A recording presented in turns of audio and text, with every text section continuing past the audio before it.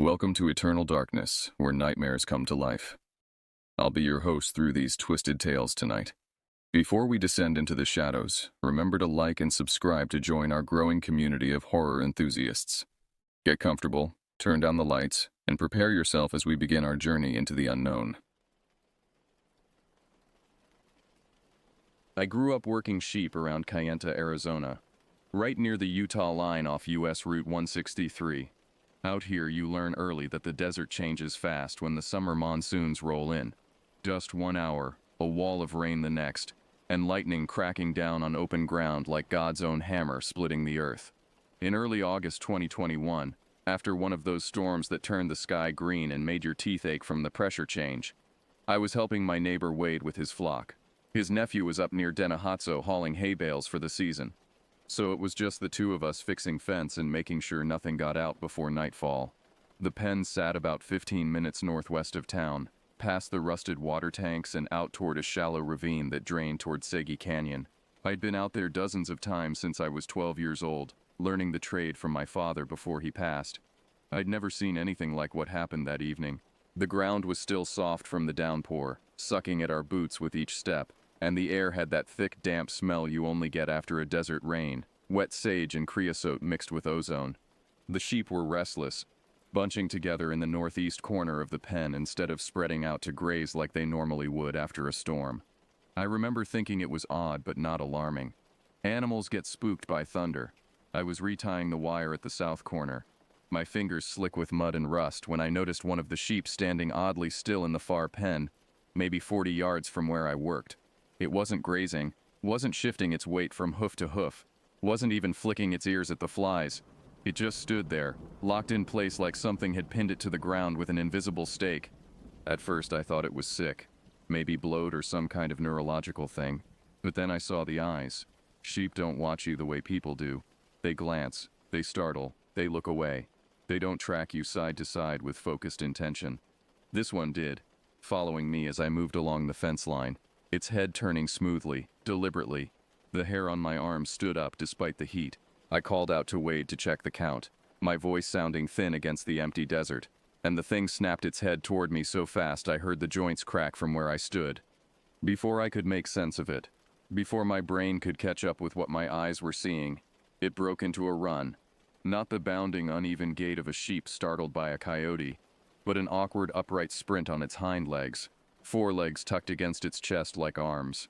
It plowed straight through the woven wire fence, snapping cedar stays like matchsticks and tearing out the corner brace post with a screech of metal and splintering wood that echoed across the flat ground. My first thought, the only rational thought I could grab onto, was trespasser in a hide, someone trying to scare us or steal stock. People do crazy things for drug money or just pure meanness. We dropped our tools and jumped on the ATVs without discussion. The ground was a mess, mud sucking at the tires, deep ruts from the earlier rain threatening to flip us if we took a turn too fast. The thing cut across open ground at an angle, its run jerky and off balance, almost like it couldn't decide whether to drop to all fours or keep running upright.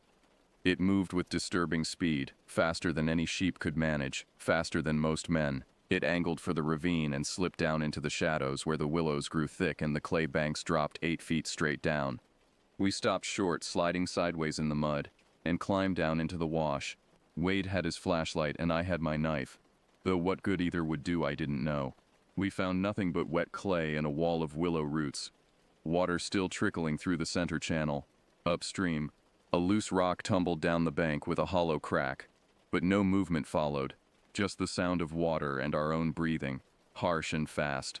We stood there for 5 full minutes, sweeping the ravine with the flashlight beam, seeing nothing but shadows and the dark mouths of undercut banks. Back at the fence, we examined where it had gone through. There was wool caught on the barbed wire, dark and matted, but it wasn't the coarse belly wool you'd expect from a sheep forcing through wire. It was cleaner, shorter, almost trimmed, like someone had shorn it and then deliberately stuck it there. In the mud around the break were 2 sets of tracks pressed deep into the soft clay. Hoof prints, clean and fresh, with the distinctive split of a sheep's cloven hoof. Right beside them, spaced 2 feet apart in a running stride, were human-sized barefoot impressions. I knelt down, my knees sinking into the cold mud, and studied them in the failing light.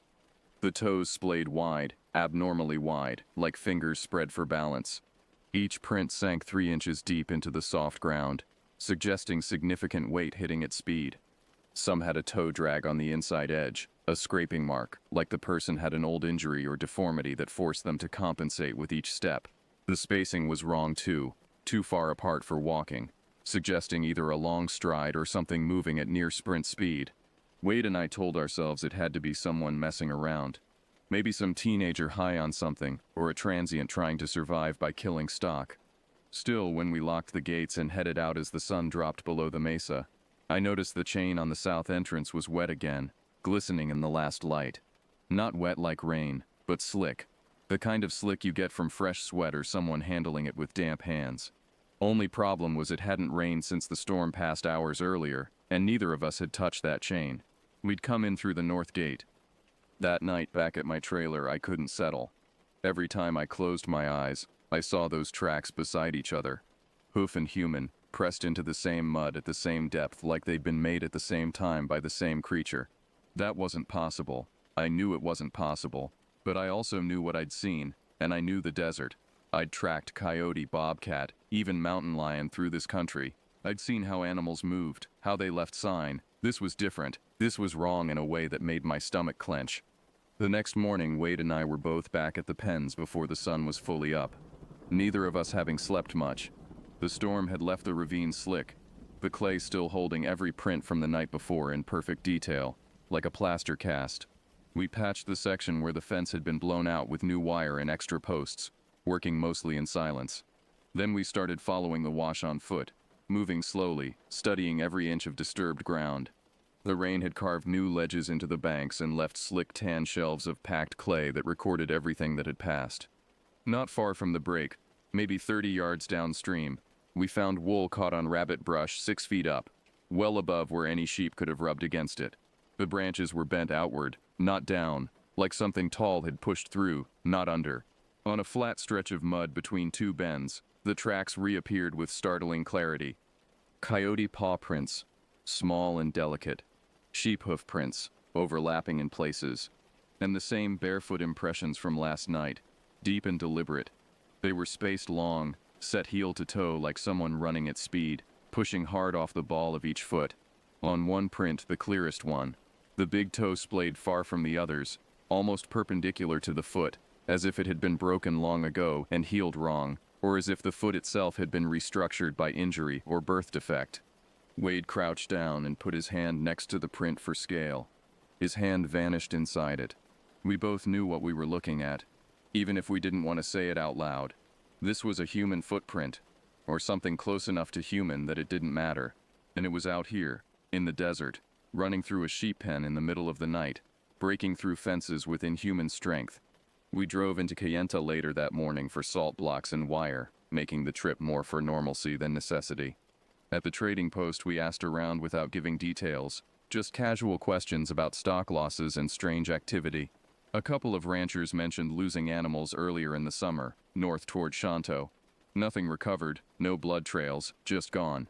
Another man, older, with skin like leather and eyes that didn't blink much, said a place down near Chilchinbito had lost lambs with no blood trail, just drag marks that stopped at the base of a rock face.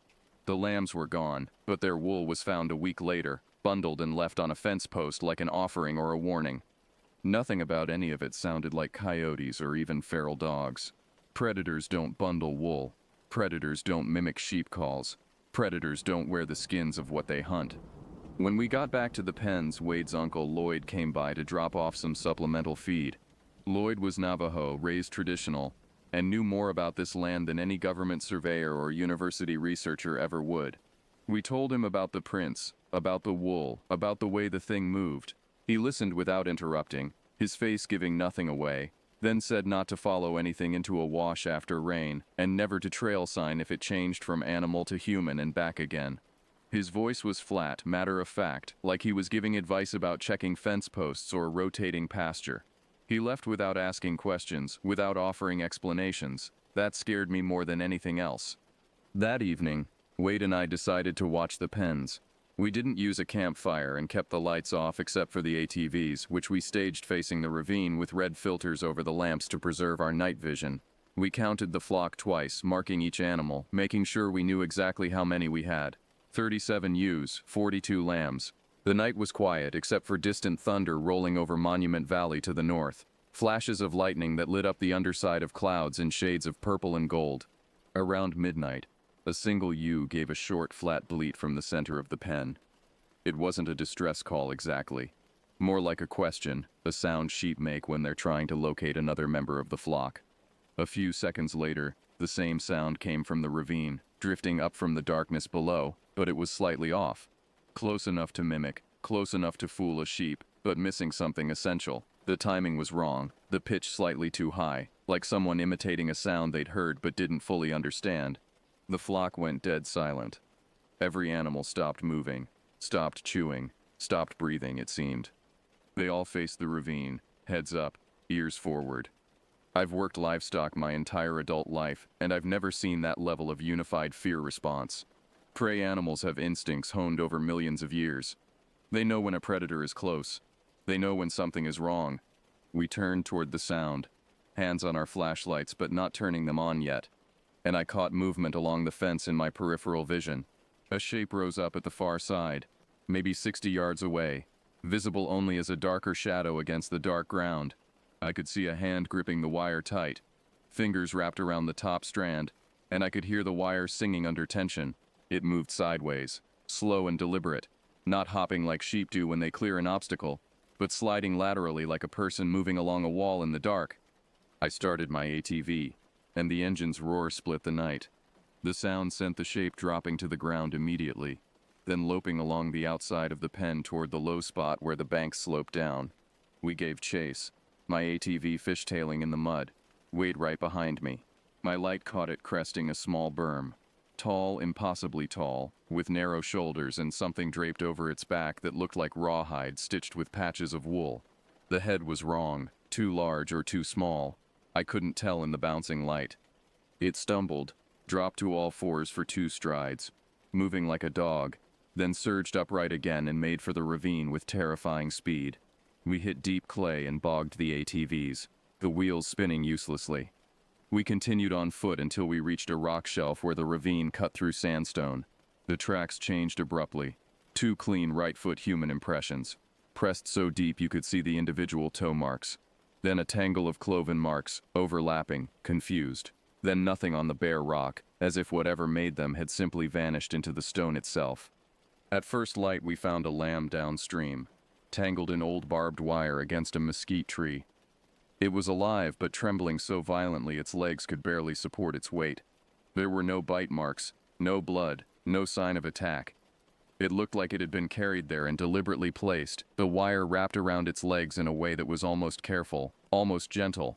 It stared at nothing, eyes wide and fixed, and wouldn't respond to our touch or our voices. We had to cut it free and carry it back to the pen. It died 3 hours later, just stopped breathing, as if fear itself had killed it. By the 3rd day, we'd stopped trying to convince ourselves it was a prank or a person. The tracks, the lamb, the way it moved, the sounds it made.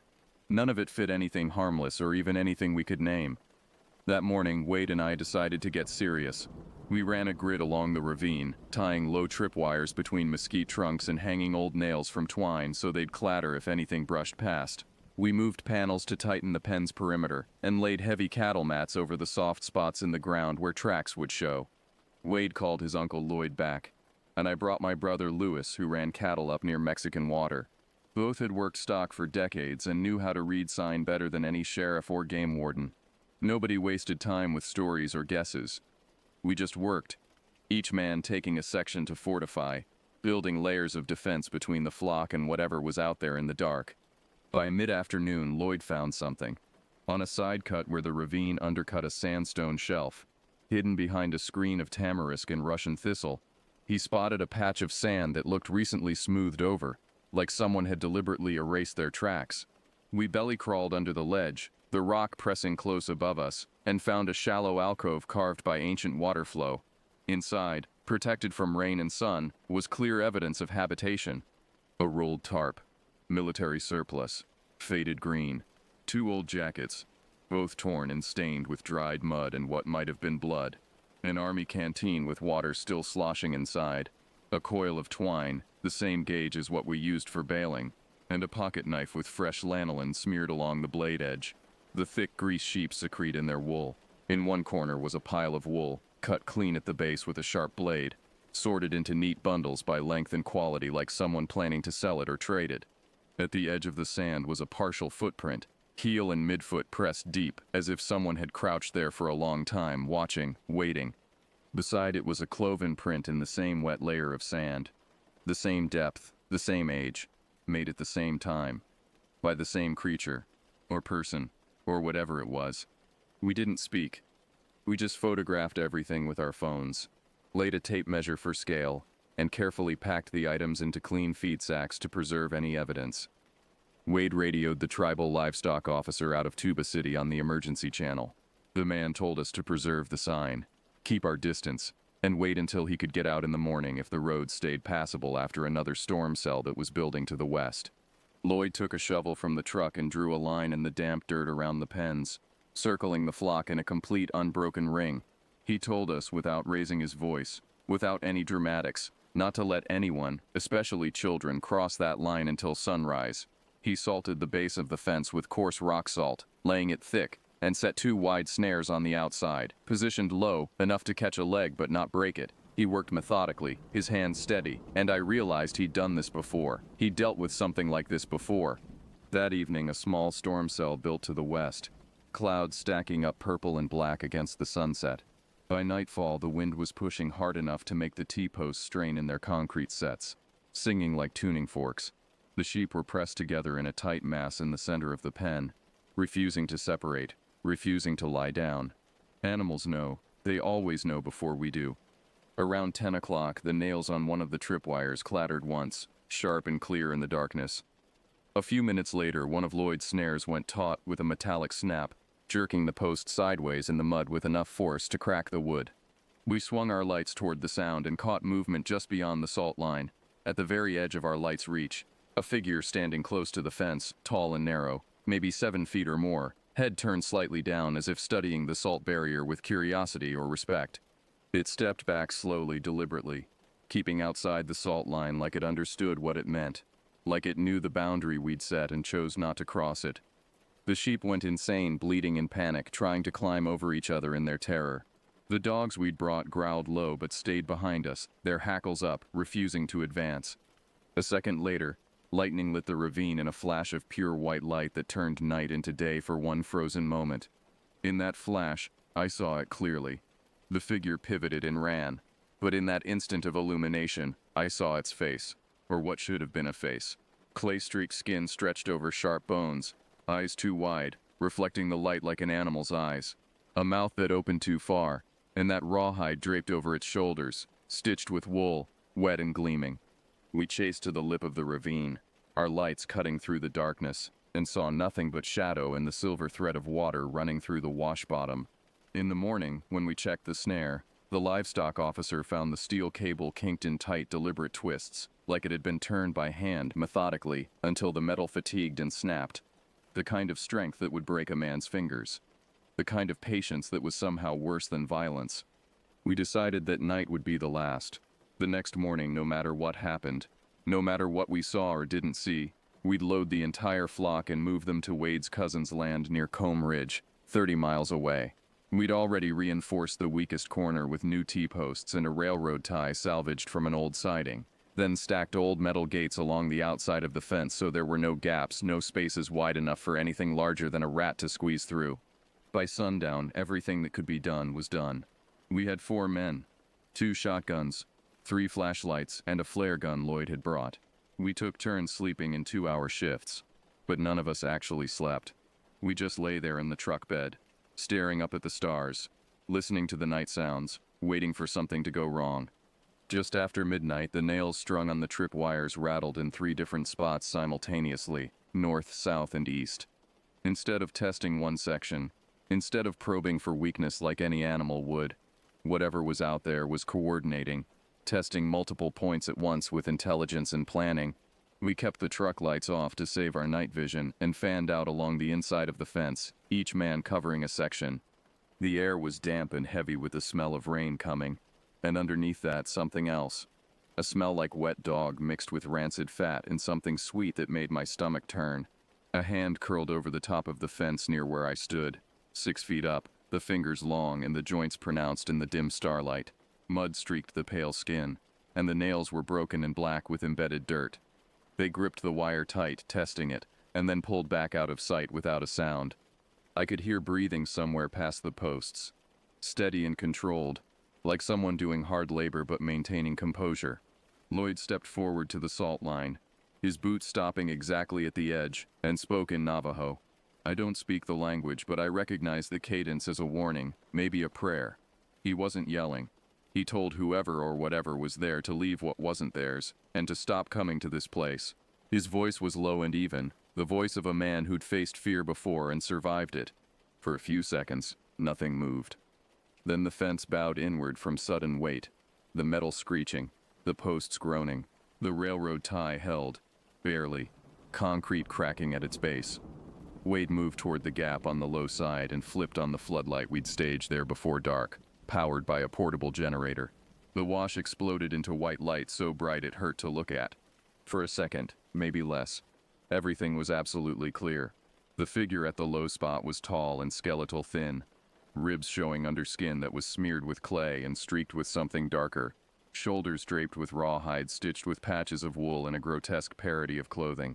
The face was human but wrong, the proportions off, the eyes too wide and catching the light like mirrors, the mouth open in what might have been surprise or rage. It made a sound, high and broken, that could have been a scream or could have been laughter. It bolted, hit Lloyd's second snare, and tore free with a sharp cry that was absolutely, undeniably human pain and fury mixed together. Blood spattered on the ground, dark and thick. The figure vanished into the ravine, moving impossibly fast despite the injury, dropping to all fours for 2 strides, then upright again, then gone into the darkness below. We followed the trail downstream with flashlights and the floodlight on its portable stand, moving slowly, weapons ready.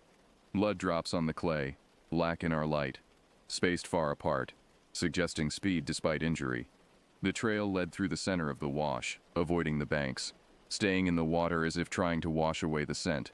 We followed for 300 yards until the ground turned to flat rock at a place where the ravine widened into a natural amphitheater. The blood drops ended there, vanishing as if the thing had stopped bleeding or had somehow sealed its wound.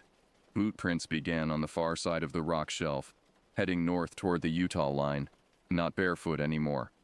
Boots, human boots with a defined tread, maybe military surplus, maybe work boots. The stride was long and even, no longer the broken, desperate run. Whoever or whatever it was had regained composure, had put on boots, had become human again, or had chosen to appear that way. We called it then. There was nothing more we could do in the dark, and all of us knew that following that trail further would take us away from the flock, would leave them undefended. We returned to the pens and waited for dawn in silence, weapons across our laps, watching the perimeter. At dawn, the livestock officer arrived with 2 tribal police officers. We gave him everything, the wool bundles, the jackets, the blade, the photographs. We walked him through what had happened, showed him the tracks, the blood, the damaged fence. He listened and took notes and photographed everything, his face professionally neutral. When we finished, he said there had been other calls like this, though not all had left proof. He said the pattern was always the same: remote sheep operations, storm season, something that moved between human and animal, something that watched before it acted. His advice was simple and direct. Move the flock, change the routine, and whatever it was would move on. There were places in the desert, he said, where people went when they couldn't be people anymore. Places where the boundaries got thin. Places where someone could survive if they were desperate enough and angry enough and broken enough. He didn't say it outright, but the implication was clear. This was a person, or had been a person once, and maybe still was depending on the time of day or the phase of the moon or whatever internal cycle governed their transformation. That morning we loaded all 79 sheep into stock trailers and left. Every animal, every lamb, everything we could catch. No more losses after that. Wade sold the property at the end of the season and moved his operation closer to family land where there were more people, more lights, more witnesses. The pen sat empty through the fall and winter. Fence posts leaning, wire sagging, salt lines still visible in the dry dirt. Months later at the trading post, I heard from a Hopi man. I trust that the previous owner of Wade's property had lost half his flock in one night 5 years back. He'd told people it wasn't coyotes, wasn't dogs, wasn't anything with 4 legs or 2. Nobody believed him then. He sold the land for a quarter of what it was worth and moved to Flagstaff. I don't doubt his story anymore. I've worked plenty of dusk shifts since that week, running stock for other ranchers, fixing fence, doing the hard work that keeps operations running, but never alone, and never near those pens. I drive past that spot sometimes on my way to Shanto, and I always look. The fence is gone now, reclaimed by the desert, posts scattered by wind and time, but the ravine is still there, dark and deep, and sometimes, when the light is just right at sunset, I see movement down in the shadows where the willows grow thick. Whatever we chased that week, whatever wore the skin of sheep and walked on 2 legs and 4, I learned something that I carry with me. When we drew a line in the salt and spoke words of warning, it stopped crossing. It tested, it watched, it waited, but it honored the boundary. That was enough for me to understand that whatever it was, whatever it had become, some small part of it still remembered being human, still understood rules and boundaries and respect, even if everything else had been stripped away by hunger or madness or the simple, brutal calculus of survival in a place that forgives nothing. I don't go looking for explanations anymore. I don't ask questions about what's possible or impossible in the high desert when the storms roll in and the ancient paths open up beneath our feet. I just know that there are places where the old ways still hold power, where lines drawn in salt still mean something, and where some things are better left alone in the darkness where they've chosen to make their home. That's the truth of it. That's all I know. And God help me, that's all I ever want to know.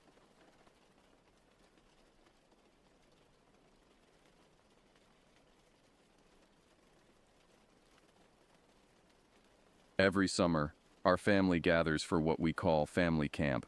When I was young, we'd pitch tents and rough it in sleeping bags, but now that we're older with kids of our own, creature comforts have become necessary. This year, the summer of 2017, we discovered an isolated lodge buried deep in the northern British Columbia mountains. The price was reasonable, the photos looked stunning, and best of all, we'd have complete privacy, no other guests, just us and the wilderness.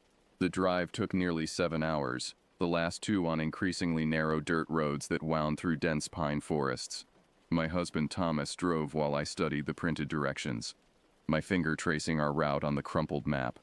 Our teenage son Brandon sat in the back with his headphones on, occasionally looking up to watch the trees grow thicker and taller. The deeper we ventured, the more the sunlight struggled to penetrate the canopy above. When we finally arrived, the lodge exceeded our expectations. It was a beautiful log structure with a wraparound deck overlooking a pristine mountain lake. Several smaller cabins dotted the property, each one private and tucked among the trees. The owner, an older gentleman named Mr. Peterson, met us briefly to hand over the keys and give us a quick tour. He seemed eager to leave, mentioning something about getting back before dark, and was gone within 15 minutes. As I unpacked our things in the cabin, we'd chosen the one closest to the main lodge. I felt a strange sensation crawl across my skin. It wasn't quite fear, not yet, but an awareness. The kind of feeling you get when you realize you've forgotten something important but can't remember what. I shook it off, attributing it to exhaustion from the long drive and my tendency toward paranoia in unfamiliar places. I have a history with the woods. Several years ago, I had experiences I couldn't explain. Massive shapes moving between trees, sounds that belonged to nothing I could identify, tracks that defied logic. I've kept those encounters to myself mostly, sharing them only with Thomas, who listened but never quite believed. So when odd things began happening at the lodge, my first instinct was to rationalize them away. I didn't want to be that person again, the one everyone rolls their eyes at during family gatherings. That first evening, as we gathered for dinner on the main lodge's expansive deck, I noticed something that made my stomach tighten. The forest around us was silent, completely silent. No bird calls, no rustling of small animals, no buzzing insects. Just the gentle lap of water against the shore and our own voices. I looked out across the lake, watching the way the setting sun painted the water orange and red, and felt eyes on me. When I turned to scan the tree line, I saw nothing but shadows deepening between the trunks. "You okay?" my sister Diane asked, noticing my distraction. "Yeah, just tired," I lied, forcing a smile. "It's beautiful here, isn't it?" She agreed, but I caught her glancing nervously at the woods too. Maybe I wasn't the only one feeling it. The next morning dawned gray and humid. A thick mist hung over the lake, obscuring the far shore and the small island that sat about 200 yards from our dock. Brandon was up early, eager to try out the kayaks that came with the rental. I watched from the cabin window as he dragged one of the bright yellow boats to the water's edge and pushed off, his paddle cutting smooth strokes through the still surface. I made coffee and sat on the deck, keeping an eye on him as he grew smaller in the distance. The mist was lifting slowly, revealing more of the lake. It was peaceful, almost hypnotic, watching the fog burn away. But that peace shattered when I saw Brandon suddenly stop paddling. Even from this distance, I could see his posture change, his shoulders tensing. He turned the kayak around with quick, jerky movements and began paddling back rapidly. Not the leisurely pace he'd left with, but fast, urgent strokes that sent water splashing. I stood up, my heart beginning to pound. Something was wrong. When he reached the shore, his face was pale, his breathing heavy from exertion and something else. Fear. My 16-year-old son, who'd hunted deer and elk since he was 12, who never spooked easily, looked genuinely frightened. "What happened?" I asked, helping him pull the kayak onto the shore. He glanced back at the island, now fully visible as the last of the mist dissipated. "There's something over there," he said quietly. "By the island. In the trees." "What kind of something?" "I don't know. I heard it first. Branches breaking, something moving through the brush. Heavy. I thought maybe it was a bear, so I stopped to look. But then," he paused, his jaw working. "Then I heard it move from one side of the island to the other. Fast. Too fast for a bear. And it sounded bigger. The trees were shaking." "Could it have been a deer?" I suggested, though my gut already knew better. Brandon looked at me with complete certainty. "Mom, I know what a deer sounds like. This wasn't a deer. This was something big, and it didn't want me there. I could feel it watching me." The way he said it, that phrase, "I could feel it watching me," sent ice through my veins. Because I'd felt it too. I'd been feeling it since we arrived. Thomas emerged from the cabin, coffee in hand, and Brandon repeated his story. My husband listened with the same patient skepticism he'd shown when I told him about my own encounters years ago. He suggested it might have been a moose or perhaps an elk, both of which could sound quite large moving through underbrush. Brandon didn't argue, but I saw the look he gave me. He knew. And now I knew I wasn't imagining things. Later that morning, my mother and Thomas decided to take the motorboat out fishing. Mom loved to fish, and Thomas rarely came back empty-handed. My father often joked that Thomas could drop a line into a puddle and pull out a trout. They packed a cooler with drinks and sandwiches and headed out across the lake, their voices carrying across the water until they rounded a bend and disappeared from view. I spent the time with the kids organizing a game of cards in the main lodge while Diane and her husband went for a hike. The hours passed pleasantly enough, though I found myself repeatedly drawn to the windows, scanning the tree line. That feeling of being observed never fully left, just ebbed and flowed like a tide. When the boat returned in the early afternoon, I could tell immediately something was off. Thomas's usual post-fishing grin was absent, replaced by a tight-lipped expression that meant he was troubled. My mother looked equally disturbed as they tied up the boat and began unloading. "How was the fishing?" I called out, walking down to meet them. "We caught some," Thomas replied, his voice flat. "But we threw them all back." "Why? Did you not catch your limit?" "Come see," my mother said, gesturing to the cleaning station near the dock. They had kept one fish, apparently, to show us. It lay on the wooden surface, a decent-sized rainbow trout that should have been perfect for dinner. Thomas picked up his fillet knife and made the first cut. The smell hit me immediately, a putrid, rotten stench that had no business coming from a freshly caught fish. As he opened it up, my stomach turned. The inside was wrong. Instead of the clean pink flesh you'd expect, the meat was grayish and decomposing, and moving, writhing with white parasitic worms that seemed to fill every cavity of the fish's body. "They were all like this," Thomas said, his voice quiet. "Every single one we caught. We must have pulled in 8 or 9 fish, and every one of them was rotting from the inside out." "How is that possible?" I asked, though I didn't really want to know the answer. "The water looks clean. They were swimming fine when you caught them." "Swimming normally," my mother confirmed. "You couldn't tell anything was wrong until we opened them up. I've been fishing for 40 years, and I've never seen anything like this." Thomas disposed of the fish, wrapping it carefully before putting it in the trash. We all agreed no fish from this lake would be consumed. Later that evening, I tried to push the incident from my mind, but it kept creeping back.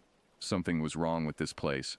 The absence of wildlife, the rotting fish, Brandon's experience on the lake, the constant sensation of being watched, it was all adding up to something I didn't want to acknowledge. When I mentioned my concerns to Thomas that night as we prepared for bed, he sighed. "You're overthinking it," he said gently. "Yes, the fish thing was weird, but it's probably just a parasite bloom in the lake. It happens. And Brandon probably did hear something big. There are plenty of large animals in these mountains. You're letting your imagination run away with you." He meant it kindly, trying to ease my mind, but his words had the opposite effect. I knew he was keeping something from me, being deliberately calm so I wouldn't spiral into fear. Thomas knew me well enough to know that once I started seeing patterns, I couldn't unsee them. I didn't sleep well that night. The cabin was too quiet. No sounds from outside, no nocturnal animals moving about, no owls calling, just oppressive silence pressing against the walls. On the third day, the kids were getting restless from being cooped up around the lodge. The weather had improved. Bright sunshine and a cool breeze, so we decided to take a walk up the logging road that led away from the property. It was a decent hike, winding upward through the forest, and we figured it would burn off some of their excess energy. We set out as a group. Me, Thomas, Brandon, my brother's 2 kids, and my sister's daughter. The adults stayed back at the lodge, taking the opportunity for some quiet time. The road was well maintained, carved into the mountainside with the forest rising steeply on one side and falling away on the other. We'd been walking for maybe 20 minutes, the kids chattering and exploring the ditches on either side of the road, when Thomas suddenly stopped ahead of me. He was staring down into the ditch on the uphill side, his posture rigid. "Come look at this," he called to me, his voice strange. Not quite scared, but definitely unsettled. I hurried over, and what I saw made my breath catch in my throat. There, pressed into the soft earth at the bottom of the ditch, was a footprint. But calling it a footprint felt inadequate. It was massive, easily 3 feet long and proportionally wide. The impression was deep, sunk into the soil at least 6 inches, indicating tremendous weight. The outline was humanoid, definitely a foot shape with visible toe impressions, but the scale was all wrong. "What could make that?" I whispered, though I already knew. I'd seen similar tracks before, years ago, during one of my encounters. Thomas was trying to work it out logically. "A bear print can get pretty big," he offered. But even as he said it, he was shaking his head. This was no bear print. The shape was wrong. And bears don't walk upright, leaving single deep impressions like this. What made it even more disturbing was the location. The road was carved into the hillside, with the uphill side rising sharply at least 10 feet of near vertical earth before the forest began. I'm 5 feet 11 inches tall, and when I stood in the ditch, that wall of earth towered over me. Whatever made this print had dropped down from that height in a single leap, landed on one foot with enough force to sink deep into the ground, and then presumably leapt back up or continued on down the road. Thomas, ever the skeptic turning into a believer, decided to test if it was possible for a human to scale that wall. He tried to climb it, digging his hands and feet into the soft earth, but it was too loose.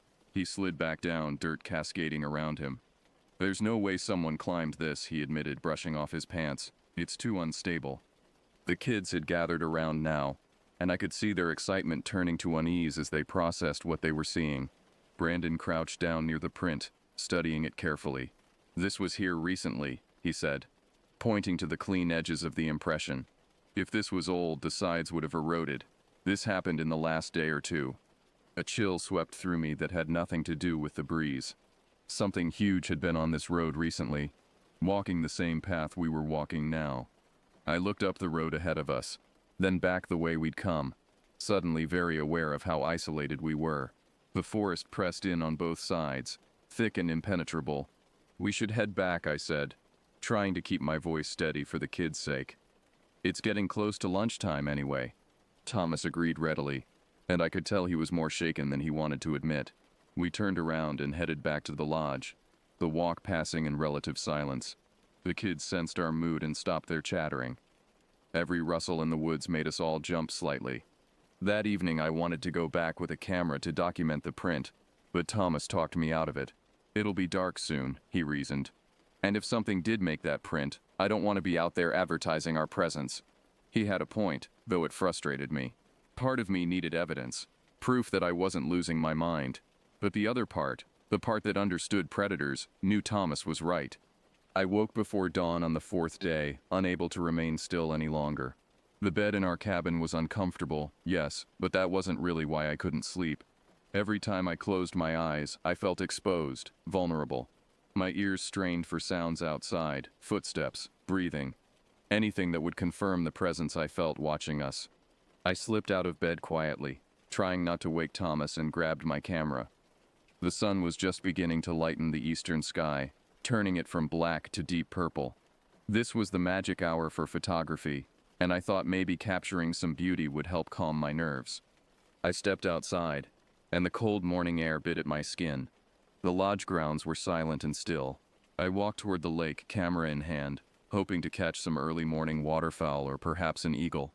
I'd noticed the bird shortage during our stay, another red flag. But surely something would appear at dawn. I was right. Within minutes I spotted several small birds in a tree near the shore. They were chirping and flitting about, their songs breaking the silence pleasantly. I raised my camera, adjusting the lens, and waited for a good shot. The birds continued their morning chorus, and I felt myself relax slightly. This was normal. This was what wilderness was supposed to sound like. Then, all at once, the birds went quiet. Completely quiet. Mid-song, they simply stopped, and the silence that followed was deafening. My finger froze on the camera's shutter button. Every instinct in my body screamed at me that something was wrong. I lowered the camera slowly and stood perfectly still, listening. My hearing seemed to sharpen, picking up every tiny sound, the gentle lap of water on the shore, the creak of tree branches in a breeze I couldn't feel, and then something else. Footsteps. Not the light patter of a small animal, but heavy, deliberate steps in gravel. The sound was coming from behind our cabin. Slow, measured footsteps crunching on the gravel path that ran along the back of the cabins. My first thought was that Thomas had somehow gotten out without me seeing him and was walking around the back, perhaps planning to jump out and scare me, one of his favorite pranks. I smiled despite my nervousness, turning to call out to him. But before I could speak, the cabin door opened, and Thomas emerged, stretching and yawning. He was wearing the same clothes he'd gone to bed in, his hair sticking up in every direction. "Hey," he said, spotting me. "You're up early." My mouth went dry. If Thomas was just now coming out of the cabin, who or what was walking behind it? "Thomas," I whispered urgently. "I just heard someone walking behind our cabin. Right now, seconds ago." His expression changed instantly, sleep falling away. "You sure?" I heard footsteps in the gravel. Heavy ones. "I thought it was you." Without discussing it further, we moved together toward the back of our cabin. The gravel path was there, running between our cabin and the tree line, maybe 15 feet of open space. We walked slowly, scanning the ground for prints, looking for any sign of who or what had been there. Nothing. The gravel showed no obvious tracks, though it would be hard to leave clear impressions on the small stones. We split up, Thomas going right along the path while I went left, both of us heading toward the forest's edge. I was acutely aware that we were being stupid, separating like this, but neither of us said it out loud. I reached the end of the path and was about to turn back when that sensation hit me again, stronger than ever. Being watched. The hairs on the back of my neck stood up, and goosebumps raced down my arms. I turned to look back toward Thomas and froze. Behind him, maybe 40 feet into the forest, a large tree branch was moving, not swaying in the wind. There was no wind, but bouncing up and down rhythmically as if something massive was holding it down and releasing it. The branch was thick, probably 8 inches in diameter, and it bounced with such force that I could see the whole tree shaking. I watched, unable to speak or move, as the branch bounced 3, 4, 5 times, then stopped. The tree settled. Everything went still. "Thomas." I finally managed to call out. "Thomas, come back." He heard the urgency in my voice and jogged back to me. "What? Did you find something?" "Behind you, in the trees." That big branch was moving. Something was making it move. He turned to look, but of course there was nothing now. The forest was perfectly still.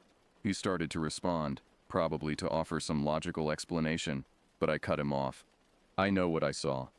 Something was there, and it was watching you. We need to go inside, now. The tone of my voice must have convinced him because he didn't argue. We walked quickly back to our cabin, and I made sure to lock the door behind us. Not that a lock would do much good, but it made me feel slightly better. Over coffee, we discussed what to do.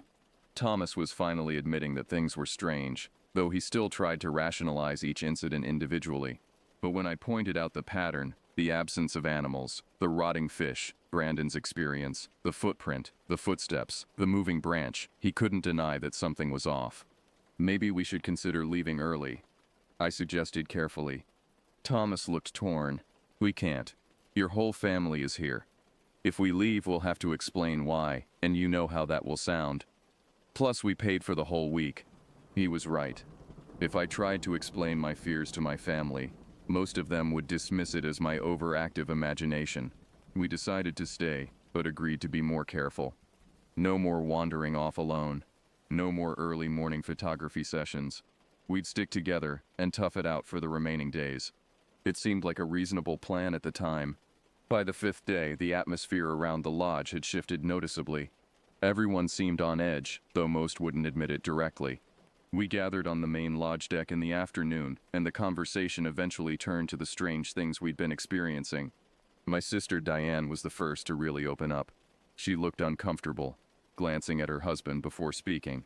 Okay, I'm just going to say it. We've been seeing things outside our cabin window at night. What kind of things? I asked, trying to keep the eagerness out of my voice. Shadows, shaped like people but completely black. They stand just outside the window, at the edge of where the porch light reaches. Every time I look directly at them, they move back into the darkness. At first, I thought it was my eyes playing tricks, but it's happened 3 nights in a row now. My mother, who had been sitting quietly, suddenly leaned forward. I've seen those too, outside the lodge. I thought I was going crazy, so I didn't say anything. The relief on Diane's face was visible. They weren't alone in their experiences, and neither was I. Thomas cleared his throat and described something he'd witnessed the day before that he hadn't mentioned to me. I was down by the shore, he began, and I saw this thing in the air. It looked like a huge spider web, but it was floating. Not being carried by wind, actually floating, moving with purpose. It was maybe 4 feet across, with this defined circular shape and strands hanging down from it. I could see through it, but it definitely had substance. Spider babies, my brother James suggested. When they hatch, they send out silk and float on the wind. I know what that looks like, Thomas insisted. This wasn't that. This was something else. It moved against the wind, and it had a pattern to it, geometric almost. We all sat in silence for a moment, processing this. James, who had been high for most of the trip, something he did to deal with anxiety, suddenly spoke up. So I'm not just stoned out of my mind. What do you mean? I asked.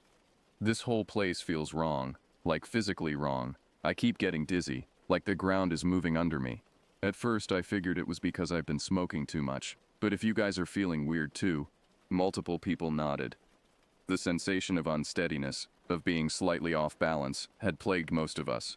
We'd attributed it to various causes, poor sleep, altitude, stress, but hearing that we'd all experienced it made it clear something else was at play. And the sounds, my mother added. Has anyone else heard knocking?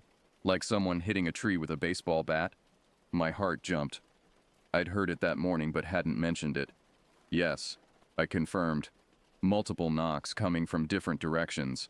The conversation continued, each person adding their own strange observations. The constant feeling of being watched. The way sounds seemed to carry oddly, sometimes too far and sometimes not far enough. The complete absence of normal forest wildlife. Even the lodge's groundskeeper had seemed nervous and hurried during his brief visit. What disturbed me most was that these weren't hysterical people, prone to flights of fancy. My family were practical, down-to-earth types. Diane was a nurse. James was an accountant. My mother had lived in rural areas her whole life. For all of them to admit something was wrong meant it truly was. We made a pact then. No one goes anywhere alone. We'd stick together for the remaining time, and we'd all leave first thing in the morning on our scheduled departure day. Just one more night to get through. As evening approached, the unease grew thicker. We all gathered in the main lodge for dinner, nobody wanting to be in their separate cabins. The kids picked up on our nervousness and became clingy and quiet. We tried to maintain a normal atmosphere, but it felt forced. The sixth day wore on with agonizing slowness. We were all eager to leave but trying not to show it, especially in front of the kids. Thomas and I had put off packing until the evening, preferring to keep busy during the day rather than sit in our cabin dwelling on our fear.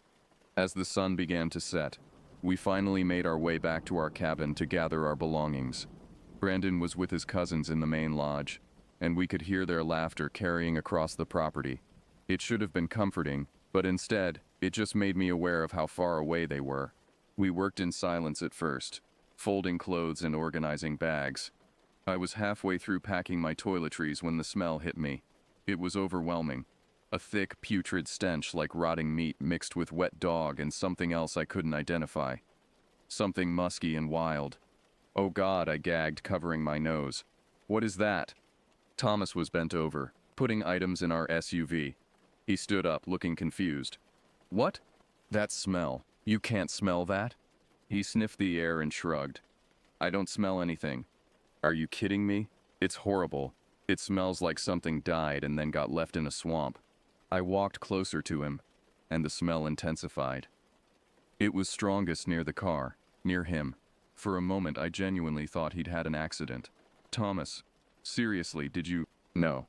He looked offended. "I really don't smell anything." But as I watched, his expression changed.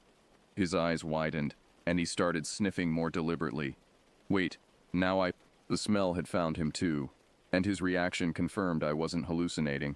It was real, and it was strong enough to make both of us nauseous. The air felt thick with it, oppressive. And then we both felt it simultaneously, that sensation we'd come to dread. We weren't alone. The snap of a branch came from our left, somewhere in the trees. Not a small twig breaking, but something substantial. The sound of wood splintering under significant weight. Then another sound, this one from slightly closer. A deep thud, like something incredibly heavy striking a tree trunk. Thomas and I locked eyes. Every horror movie I'd ever seen flashed through my mind, particularly the scenes where people die because they investigated strange sounds instead of running. But this was real, and there was nowhere to run to. Our cabin was behind us, the main lodge was across the property, and between us and safety was whatever was making those sounds. "We need to go," Thomas said quietly, his voice tight with controlled fear. "Now, main lodge." We left everything. Our half-packed bags, the car door open, all of it, and moved quickly toward the main lodge. Not quite running, because running might trigger a chase response, but walking as fast as we could without breaking into a sprint. The distance felt enormous, though it was probably only 100 yards. Another thud echoed behind us, this one powerful enough that I felt it vibrate through the ground. It was closer. Whatever was back there knew we were leaving, and it didn't like it. We reached the main lodge and burst through the door, startling everyone inside. My mother took one look at our faces and stood up. "What happened?" Thomas locked the door behind us. A futile gesture, really. But it made us feel slightly better. "There's something out there. In the woods behind our cabin. We heard it moving around, and there was this smell." I was shaking now, the adrenaline catching up with me. Diane went to the window to look out, but I stopped her. "Don't," I said. "Don't look. Just leave it alone." We told them what had happened, and nobody argued or tried to rationalize it away this time. The tension in the room was tangible. We were all scared, truly scared, and there was no point pretending otherwise. "We should have left days ago," Diane said quietly. "We're leaving first thing in the morning," I replied. "We pack up at first light and get out of here." That night we all stayed in the main lodge. Nobody wanted to return to their individual cabins. We pushed furniture around to make sleeping arrangements, with the adults taking turns staying awake to watch the windows. The kids thought it was an adventure, a big sleepover, and we did our best to maintain that fiction. But those of us on watch duty saw things. Shadows moving past the windows. Shapes that were too tall and too broad to be anything we could identify. Once around 2 in the morning, something massive walked past the side of the lodge. I could hear its footsteps on the gravel. The same heavy, deliberate footfalls I'd heard behind our cabin. It circled the lodge twice, then stopped at the back door. For 10 minutes it stood there. I knew it was there because I could hear its breathing deep, rumbling breaths that sounded almost mechanical. Thomas stood next to me, his hand gripping mine so tightly it hurt. We barely breathed ourselves, terrified that any sound would provoke it to try the door. Finally, after what felt like an eternity, the footsteps moved away, retreating back into the forest, but the feeling of being watched never left. Whatever was out there knew we were in here, and it was patient. Dawn couldn't come fast enough. As soon as the first gray light appeared in the eastern sky, we started moving. Nobody suggested staying for breakfast or taking advantage of our last morning. We moved with quiet efficiency, gathering our things from the individual cabins in groups, nobody going anywhere alone. The morning revealed evidence of the night's visitors. In the soft earth around the lodge, we found tracks, massive footprints similar to the one we'd seen on the road. But these were everywhere. It had circled the lodge multiple times. There were also handprints on one of the windows, pressed against the glass from outside.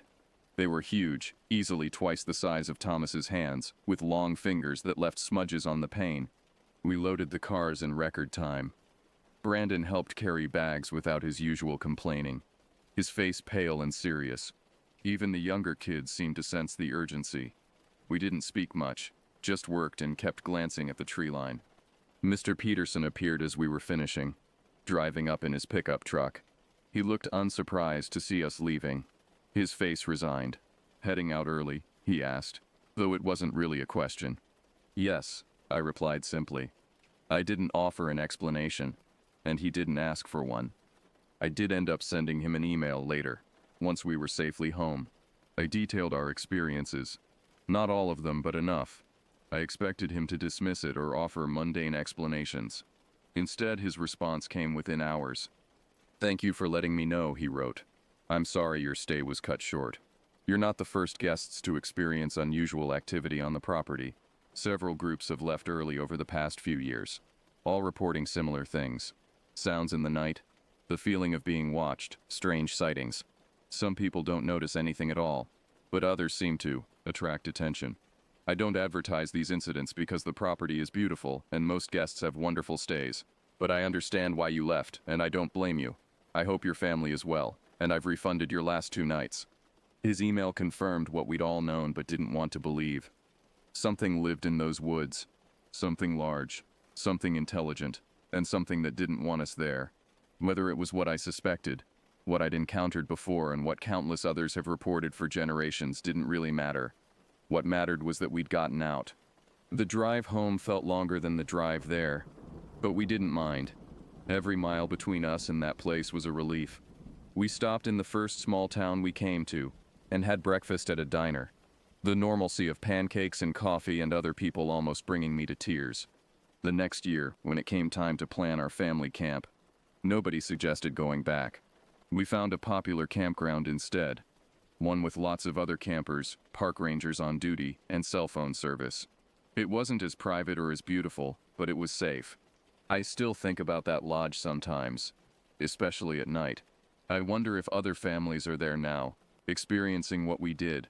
I wonder if they'll recognize the signs quickly enough, or if they'll rationalize them away until it's too late. And I wonder about what we encountered, whether it was curious, territorial, or something else entirely. Some questions are better left unanswered.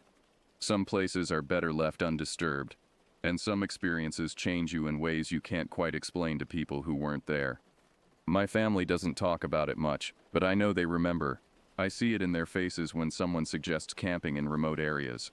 I hear it in the quick no when anyone mentions British Columbia. We went looking for peace and beauty in the wilderness, and we found something else entirely. Something old and powerful and unknowable.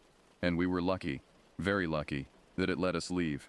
Not everyone is that fortunate.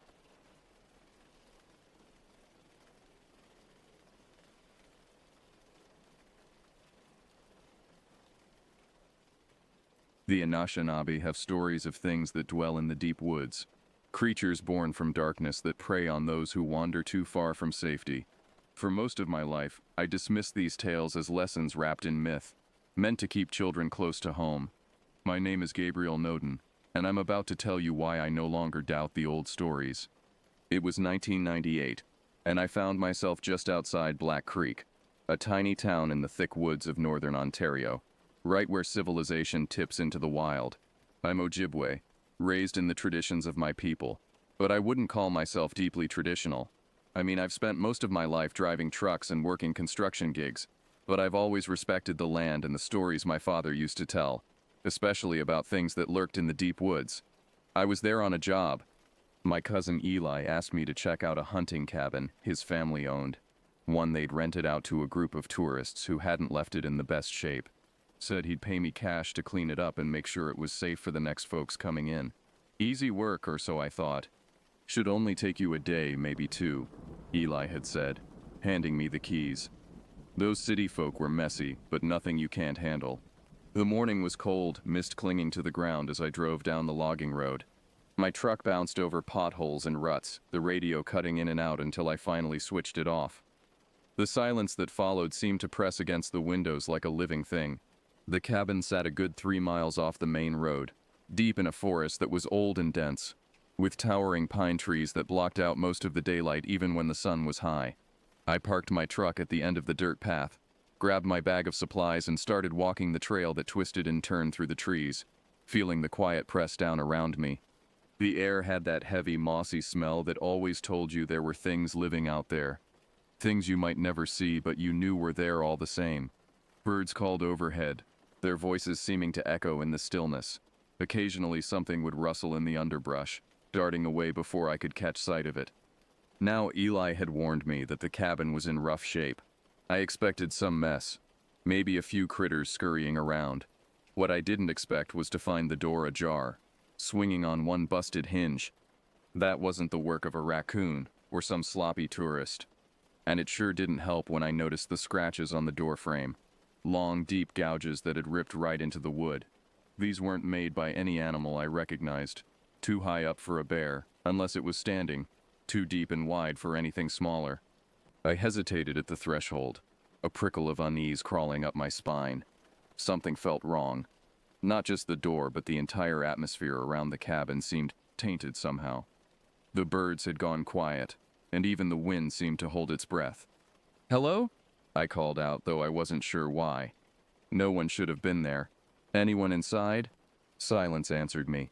Taking a deep breath, I pushed the door open wider and stepped inside.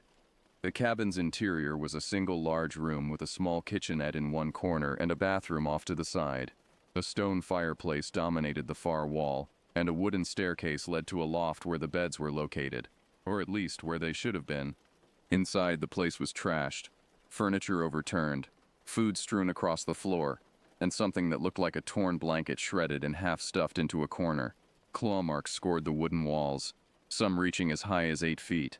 The table had been flipped, one leg splintered as if something had stomped on it. Glass from broken windows glittered on the floor, catching what little light filtered through the trees. I muttered a few choice words and got to work, thinking the worst thing here was going to be a busted door and maybe a critter hiding under the bed. But then I heard it. A sound low and far off, something that didn't belong to any animal I could name. It was almost like laughter, but deeper, wetter somehow, as if coming from a throat not meant for human sounds. I froze, straining to hear it again, but there was nothing but the soft creak of the cabin settling, and the distant rustle of leaves. I told myself it was just the wind, maybe a distant bear, and went back to cleaning, trying not to think about those scratches on the door. The hours dragged on. And that feeling, the sense of something watching, got heavier. The hairs on the back of my neck stood on end more than once, and I kept glancing out the windows, certain I'd catch sight of eyes staring back at me, but there was never anything there, just the dark trees and the deepening shadows as afternoon stretched toward evening. I finally stopped and looked around. Really looked. In the quiet, I noticed small things I'd missed before. A few long, thick black hairs caught on the edge of the table, too coarse for human hair, too long and thick for any animal native to these woods.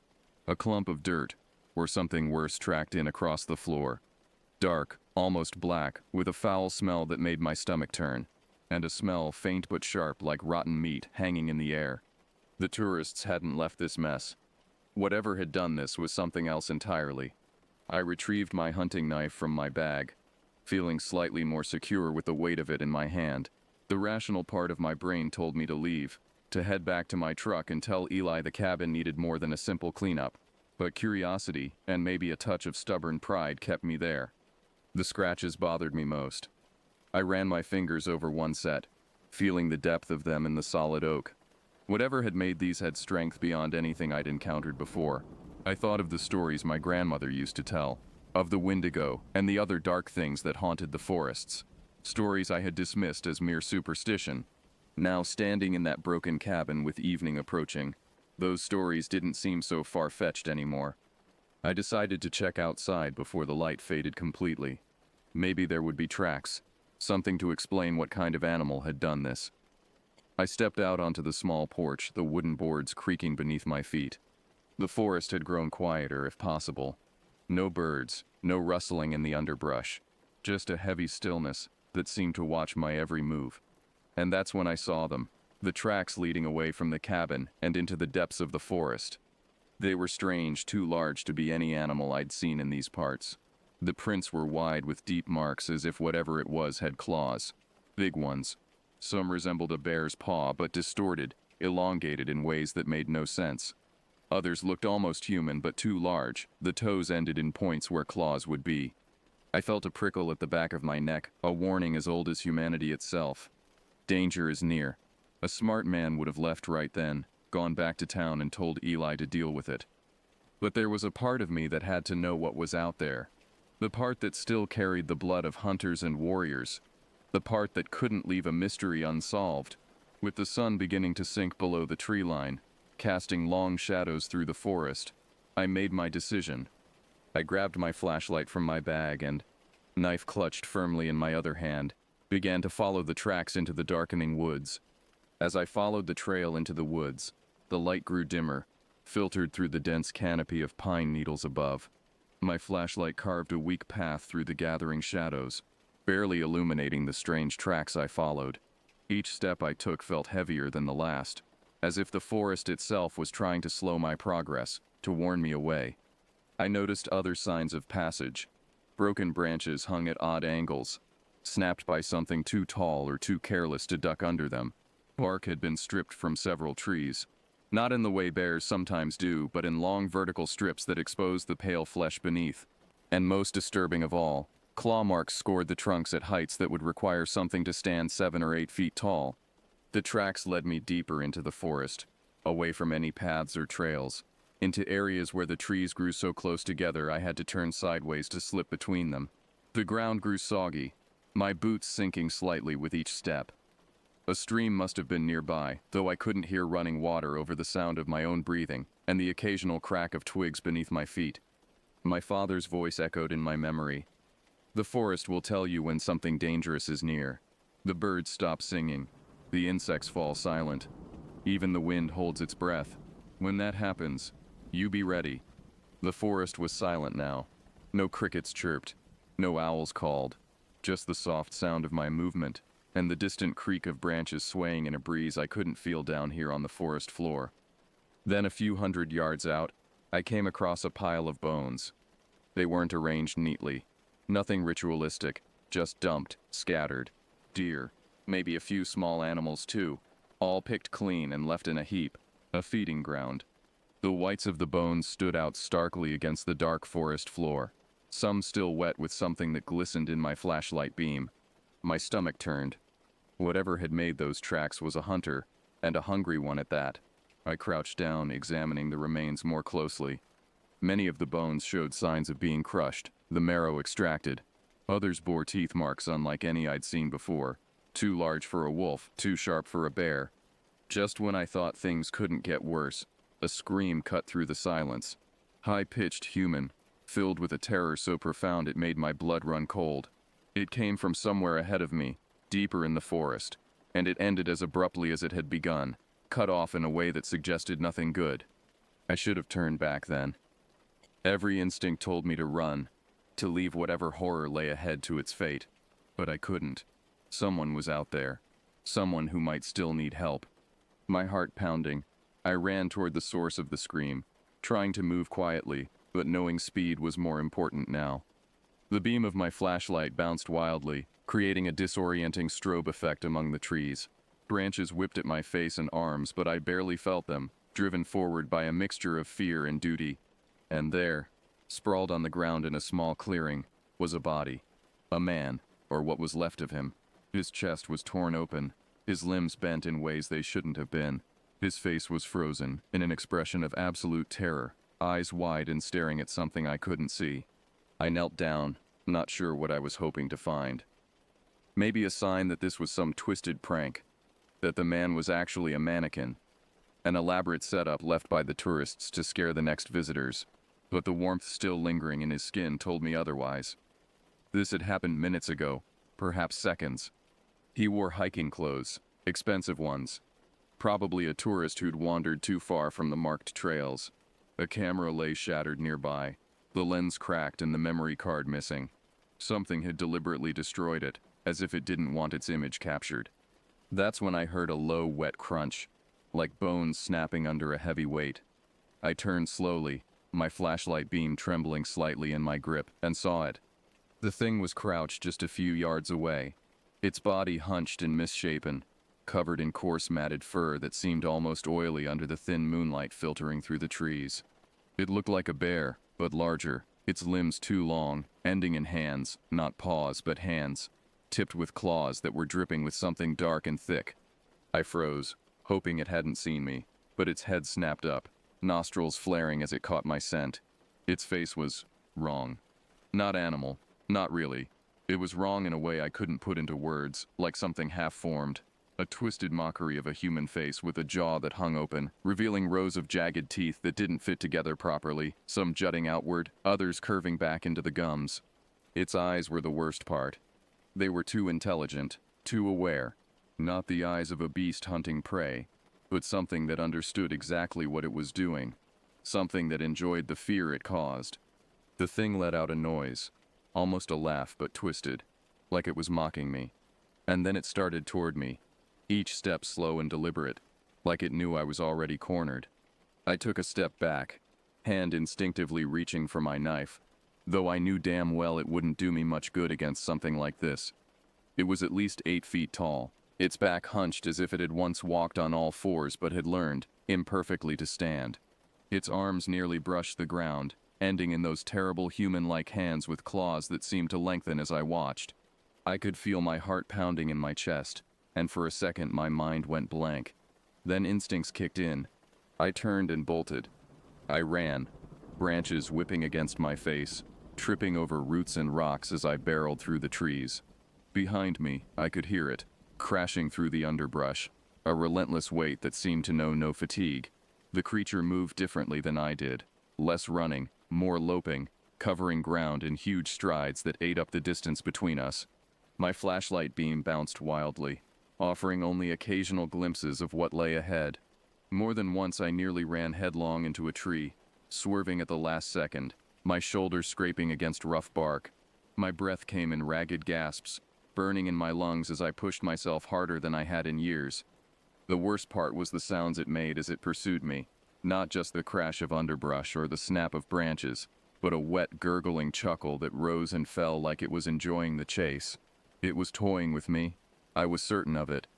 The thing could have caught me already if it wanted to.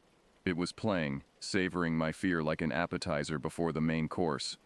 I stumbled out into a clearing, breathing hard, my mind racing for a way out. The moonlight was stronger here, casting everything in a pale silvery light that made the shadows at the edges seem even darker by comparison. I spun around, trying to get my bearings, to figure out which direction would lead me back to the cabin, back to my truck. To my left I spotted an old trapper's cabin, half buried in the brush. It was smaller than Eli's place, probably abandoned decades ago, its log walls sagging and roof partially caved in. But it was shelter, something with walls between me and the thing in the forest. I sprinted toward it, throwing myself through the door and slamming it shut behind me. The place was barely standing, but it was all I had. I pressed my back against the door, feeling it shake as the creature slammed into it from the outside, claws scraping against the wood, tearing splinters from the frame. The cabin was a single room, dusty and cobwebbed.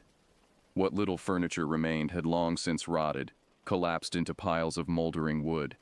The stone fireplace was intact, though, its chimney still reaching up through the sagging roof.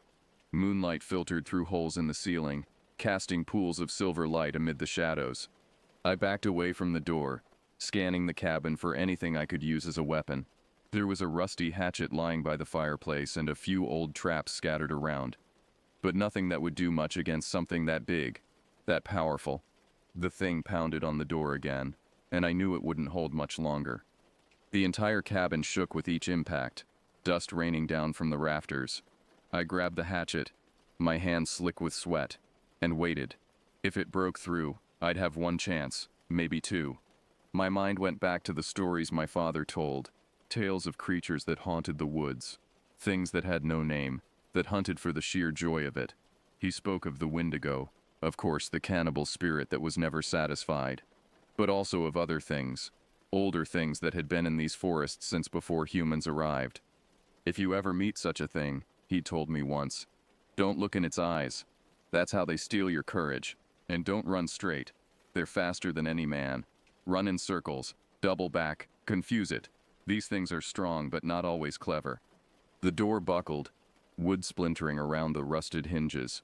I moved deeper into the cabin, positioning myself near the fireplace where I'd have room to swing the hatchet. My heart hammered so hard I could feel it in my throat. With a final crash, the door splintered, the creature forcing its way inside. It loomed in the doorway, too big for the opening, its frame filling the entrance as its twisted, misshapen face grinned down at me. In the moonlight filtering through the broken roof, I could see it clearly for the first time. It wasn't just its face that was wrong. Its entire body was a horrible mixture of bear and human, as if someone had tried to merge the two and failed terribly. Its torso was barrel-shaped, covered in that oily fur, but its limbs were disproportionately long. Its back legs bent the wrong way, like a man trying to walk on the joints of his feet. And those hands, they were almost human but with too many joints in the fingers, each ending in a claw as long as my knife. I raised the hatchet, swinging wildly as it lunged. The blade sank into its arm, but it barely flinched, reaching out with one massive claw and swatting me across the room like I was nothing more than an annoying insect. I hit the wall hard, the breath knocked out of me, vision blurring as I struggled to get up. The hatchet had fallen from my grip, landing somewhere in the shadows. I was defenseless now, cornered like prey. It stalked toward me, slow and deliberate, savoring the moment. Its mouth hung open, drool mixed with blood dripping from those misaligned teeth. It made that sound again, that horrible wet chuckle, as if my terror was the most amusing thing it had experienced in a long time. I scrambled backward, my hand hitting something cold and solid, the metal of an old bear trap hidden among the debris. I fumbled with it, hands shaking, and managed to pry it open just as the creature reached me. It bent down, its face inches from mine, breath hot and reeking of rotting meat. I could see my own reflection in its two intelligent eyes, see the fear that it was feeding on. It reached for me, those terrible clawed fingers splayed wide. I held the trap in front of me, bracing it against the floor, and as it lunged, I jammed it into its neck. The trap snapped shut with a sickening crunch, and the creature let out a noise, a horrible strangled cry as it thrashed, trying to pull the metal teeth from its flesh. Black blood spurted from between the jaws of the trap, splattering across my face and chest, burning where it touched my skin. I didn't wait to see if it would work for long. I stumbled to my feet, half crawling, half running out of the cabin, leaving it writhing and clawing at the trap. The sounds it made followed me. Not pain, exactly, but rage, a promise that this wasn't over. Outside, I ran blindly, no longer caring about direction, just needing to put distance between myself and that thing. The forest blurred around me, trees becoming nothing more than obstacles to avoid. My lungs burned, my legs threatened to give out, but fear kept me moving. I didn't stop, didn't look back, just ran until the trees thinned and I could see the faint outline of my truck through the underbrush. I practically fell into the driver's seat, fumbling with the keys, my hands shaking so badly I could barely get them into the ignition. The engine roared to life, headlights cutting through the darkness. I threw the truck into reverse, tires spinning in the dirt before finding purchase. As I turned to head back down the logging road, I caught a glimpse of movement at the edge of the forest, a dark shape, hunched and massive, watching me go. The bear trap was gone from its neck, though a darker patch of fur suggested where it had been. It didn't pursue, just stood there, a silhouette against the darker woods, watching, waiting, as if it knew something I didn't. By the time I got back to Black Creek, I was a mess, covered in dirt, scratches, and what I hoped was only my own blood. The creature's black ichor had left small burn marks on my skin, like acid eating into flesh. My hands wouldn't stop shaking, and my mind kept replaying what I'd seen, the body in the forest, the thing that had killed him. I stumbled into Eli's place, barely able to get the words out. He took one look at me and guided me to a chair, concern etched on his face. "Jesus. Gabe, what happened to you?" he asked, grabbing a first aid kit from under the sink. "You look like you went 10 rounds with a grizzly." "Something in the woods," I managed, my voice hoarse from screaming and running. "Not a bear, not—" Eli didn't ask questions, just handed me a drink, and waited as I caught my breath. The whiskey burned going down, but it helped steady my nerves. Slowly, with many pauses, I told him what I'd seen. The destroyed cabin, the tracks, the pile of bones, the dead hiker, and finally the creature itself. I expected disbelief, maybe even laughter. But Eli's face grew increasingly grave as I spoke. When I finished, he was silent for a long moment, staring into his own glass. "You're not the first," he finally said, his voice low. "There've been stories around here for years. People gone missing in those woods, cabins found destroyed. Most folks blame bears, or wolves, or even other people. But the old-timers, especially the Ojibwe elders, they say it's something else." "What do they call it?" I asked, though part of me didn't want to know, as if naming the thing would somehow make it more real. "Depends who you ask," Eli said, refilling my glass. "Some say it's a Wendigo. Others call it Manadogajishikans, the little cedar spirit, though there's nothing little about what you described. The elders at the reservation have other names for it, older ones they don't share easily." He got up, moving to a bookshelf filled with worn paperbacks and a few hardcovers.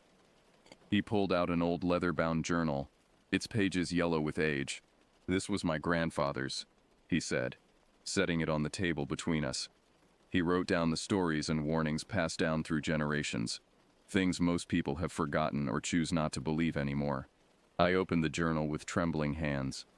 Inside were meticulous notes, drawings and accounts of encounters with things that shouldn't exist.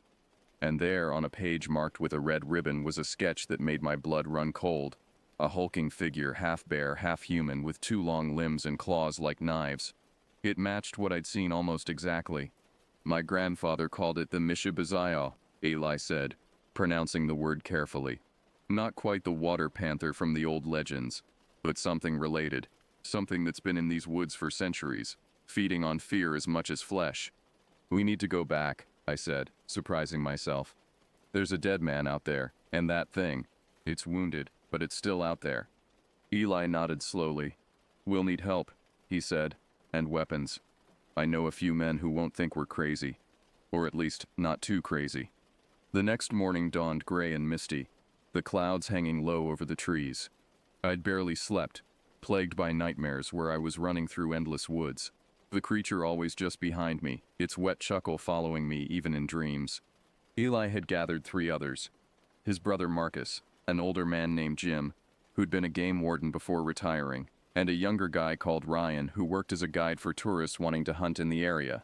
All carried rifles, and Jim had a shotgun strapped across his back. I had borrowed a rifle from Eli, though my weapon of choice remained the heavy hunting knife at my belt. "We find the body first," Eli told the group as we piled into 2 trucks. "Then we decide what to do about." The drive to the cabin was tense, no one speaking much. I directed them to where I'd parked the day before, and we hiked the rest of the way in, moving in a tight group, everyone scanning the trees nervously.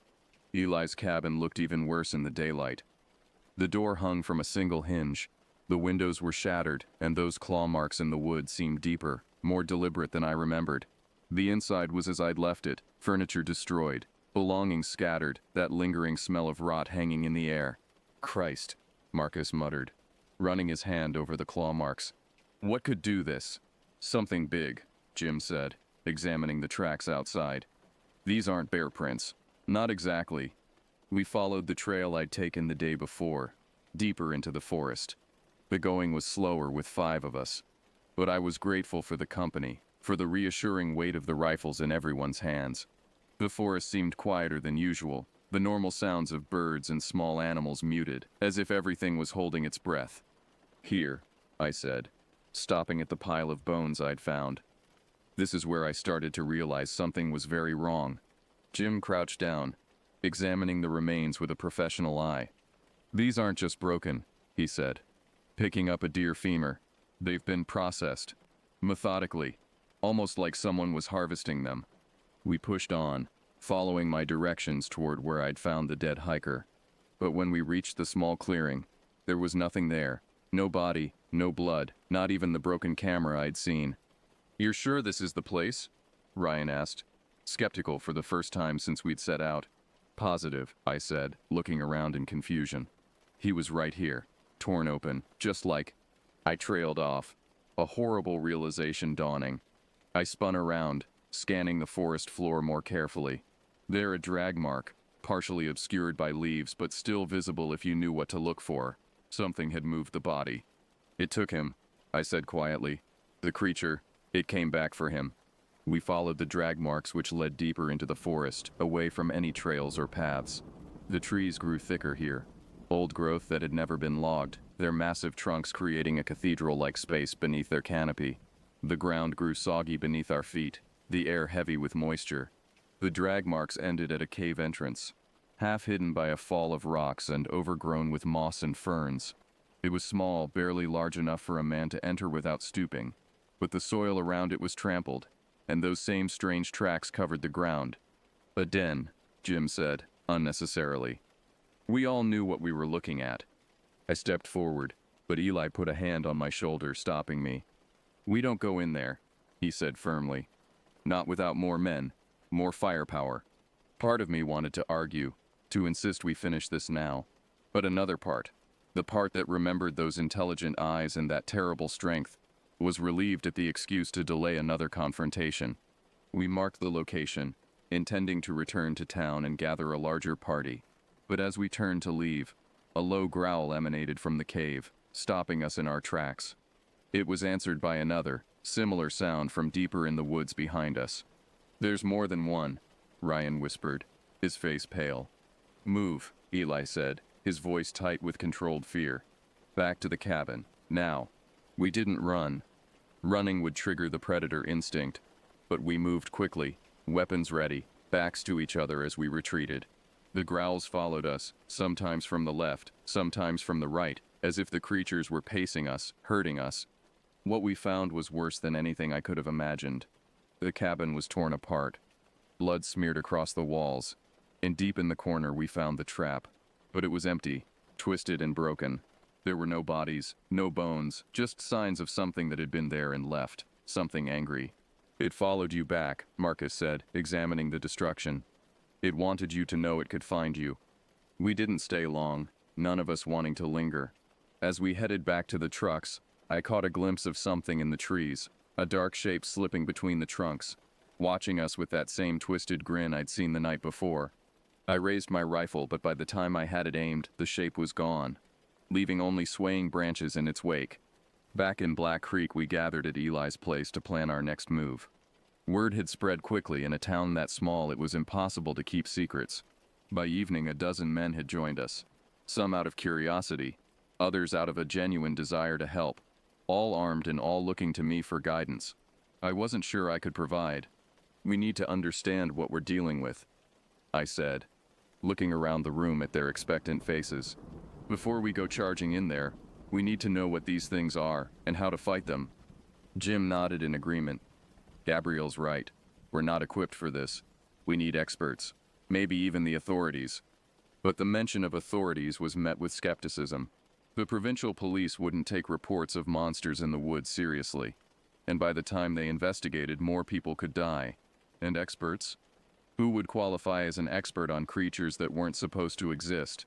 That's when old Joseph spoke up.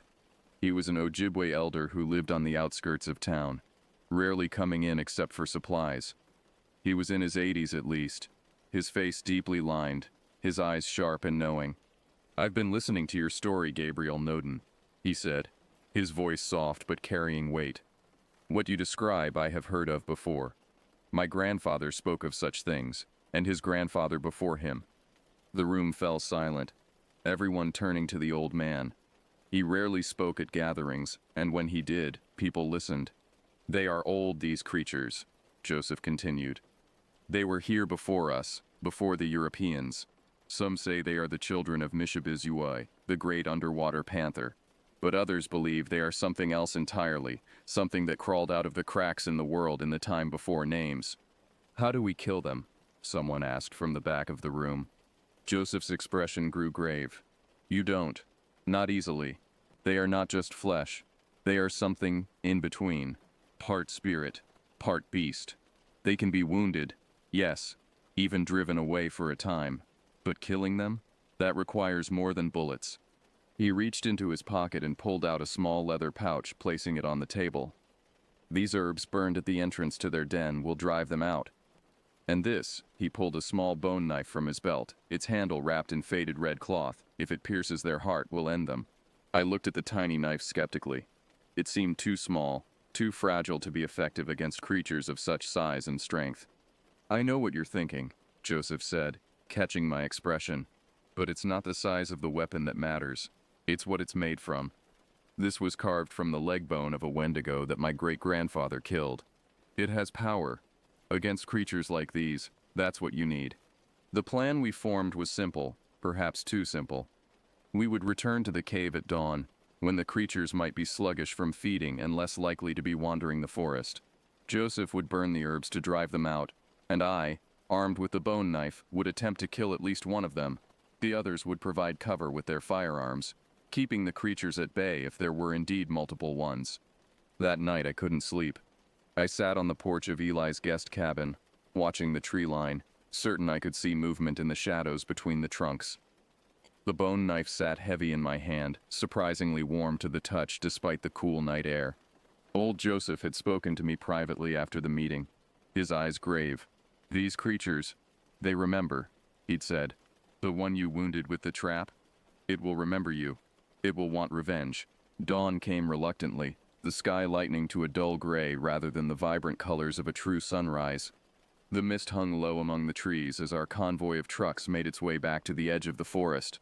There were 15 of us now, armed with a mixture of hunting rifles, shotguns, and in a few cases the traditional weapons of our ancestors, spears and bows that had been passed down through generations. We moved through the forest in tight formation, everyone on high alert. The woods seemed even quieter than before, if that was possible. No birds, no insects, not even the rustle of leaves in the breeze. It was as if the entire forest was holding its breath, waiting. The cave entrance looked different in the early morning light. Darker somehow, more forbidding. The strange tracks around it were fresher, some still damp with morning dew, indicating the creatures had been in and out during the night. Joseph stepped forward, the pouch of herbs in one hand, a small clay bowl in the other. He knelt at the cave entrance, placing the bowl on a flat stone and emptying the herbs into it. With practiced movements, he struck a match and touched it to the mixture. Smoke rose immediately, thick and pungent, with an odor I can only describe as ancient, like wet earth and lightning, and something metallic beneath it all.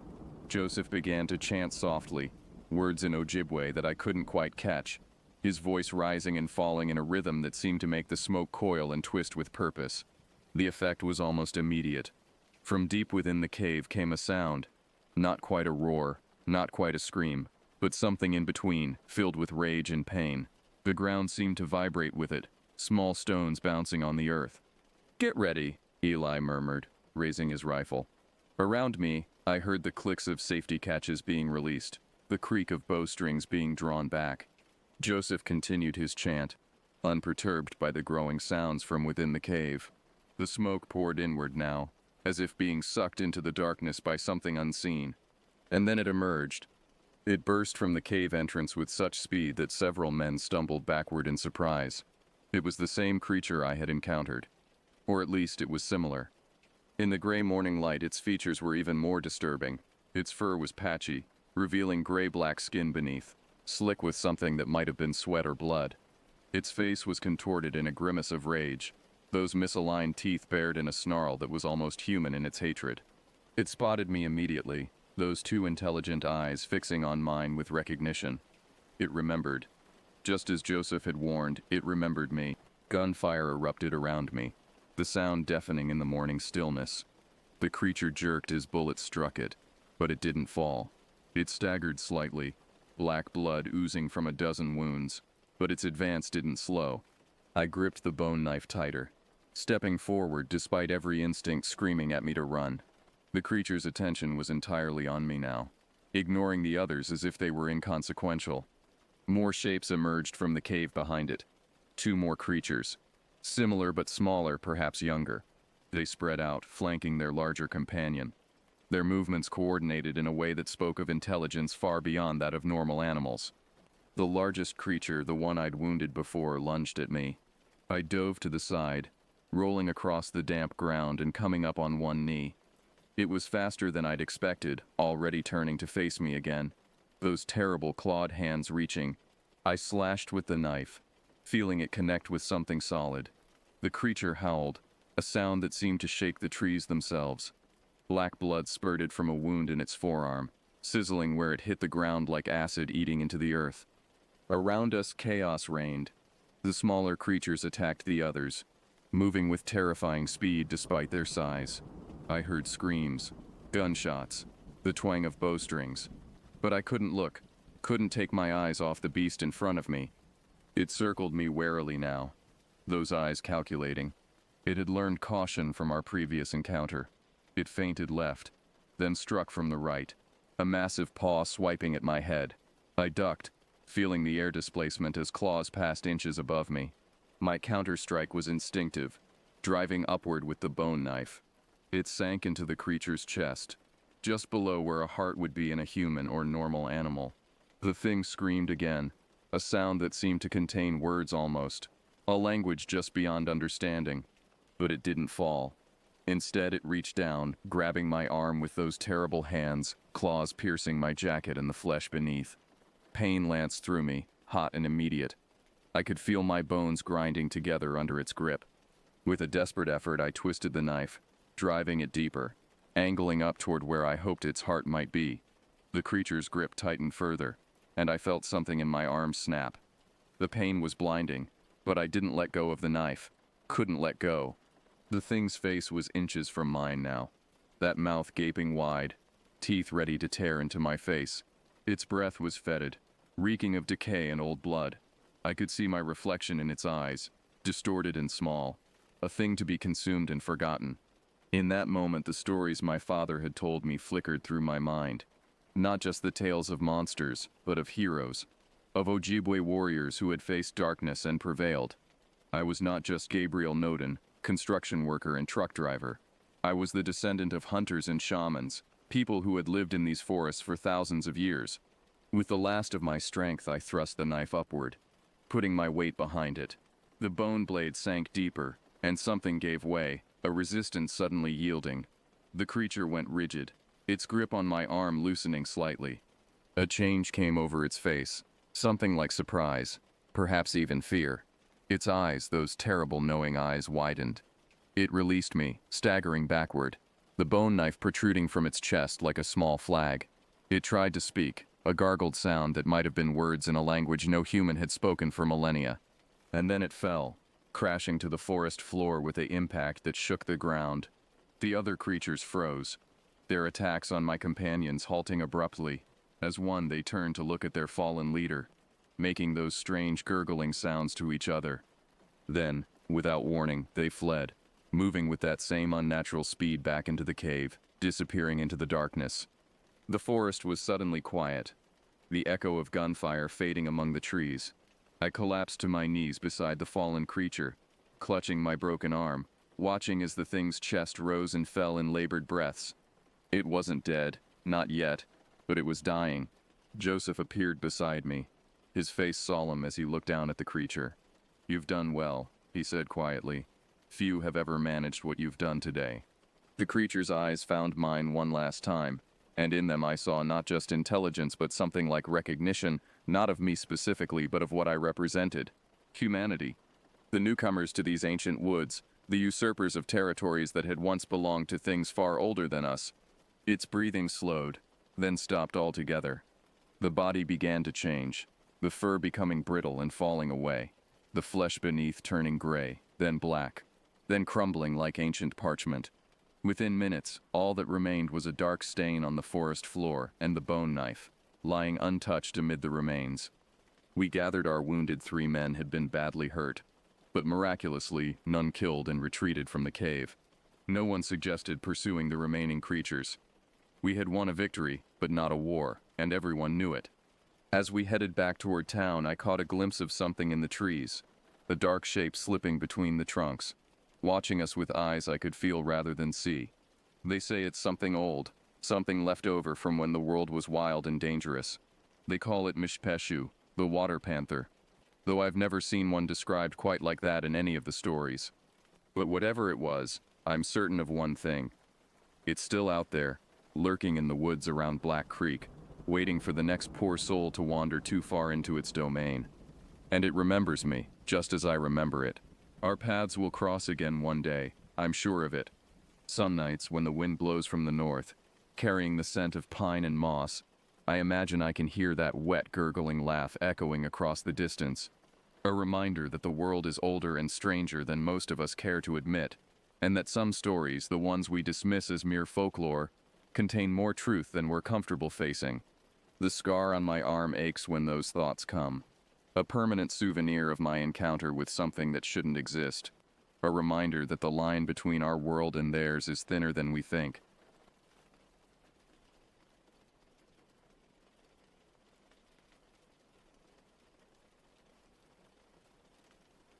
My name is Silas McCleary, and this happened to me in 2013 in New River Gorge National Park and Preserve. I took the transfer for quiet nights and empty sandstone walls, thinking I'd escape the chaos of my previous posting at Yellowstone, where crowds of tourists turned every shift into crowd control. How wrong I was. Some places have a way of calling to the darkness, and the gorge with its endless caverns carved by centuries of rushing water was one of them.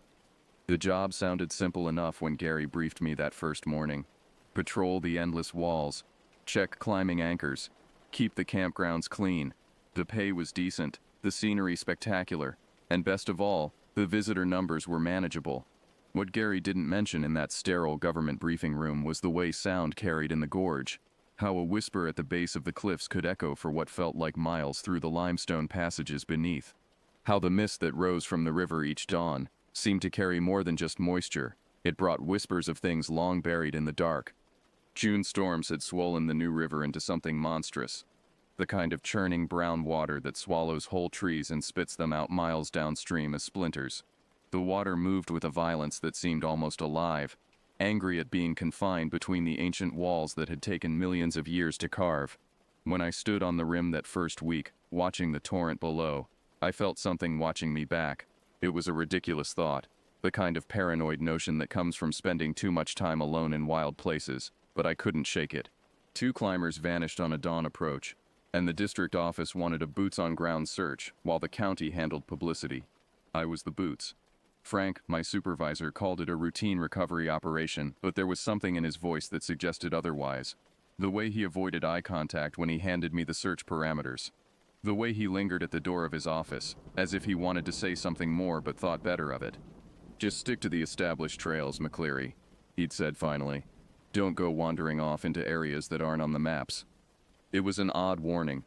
Rangers are trained to go where others can't or won't. But Frank had been working the gorge for 15 years, and there was something in his weathered face that spoke of hard-earned wisdom. Still, I was new, eager to prove myself, and confident in my abilities. I should have listened.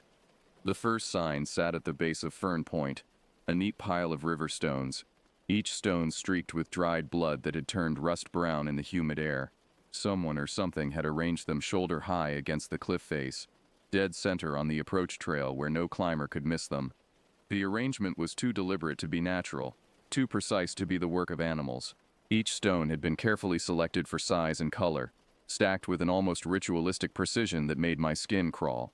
I circled the cairn slowly, looking for boot prints, claw marks, any sign of who or what might have built it. The ground around the base was smooth river sand, undisturbed except for my own footprints.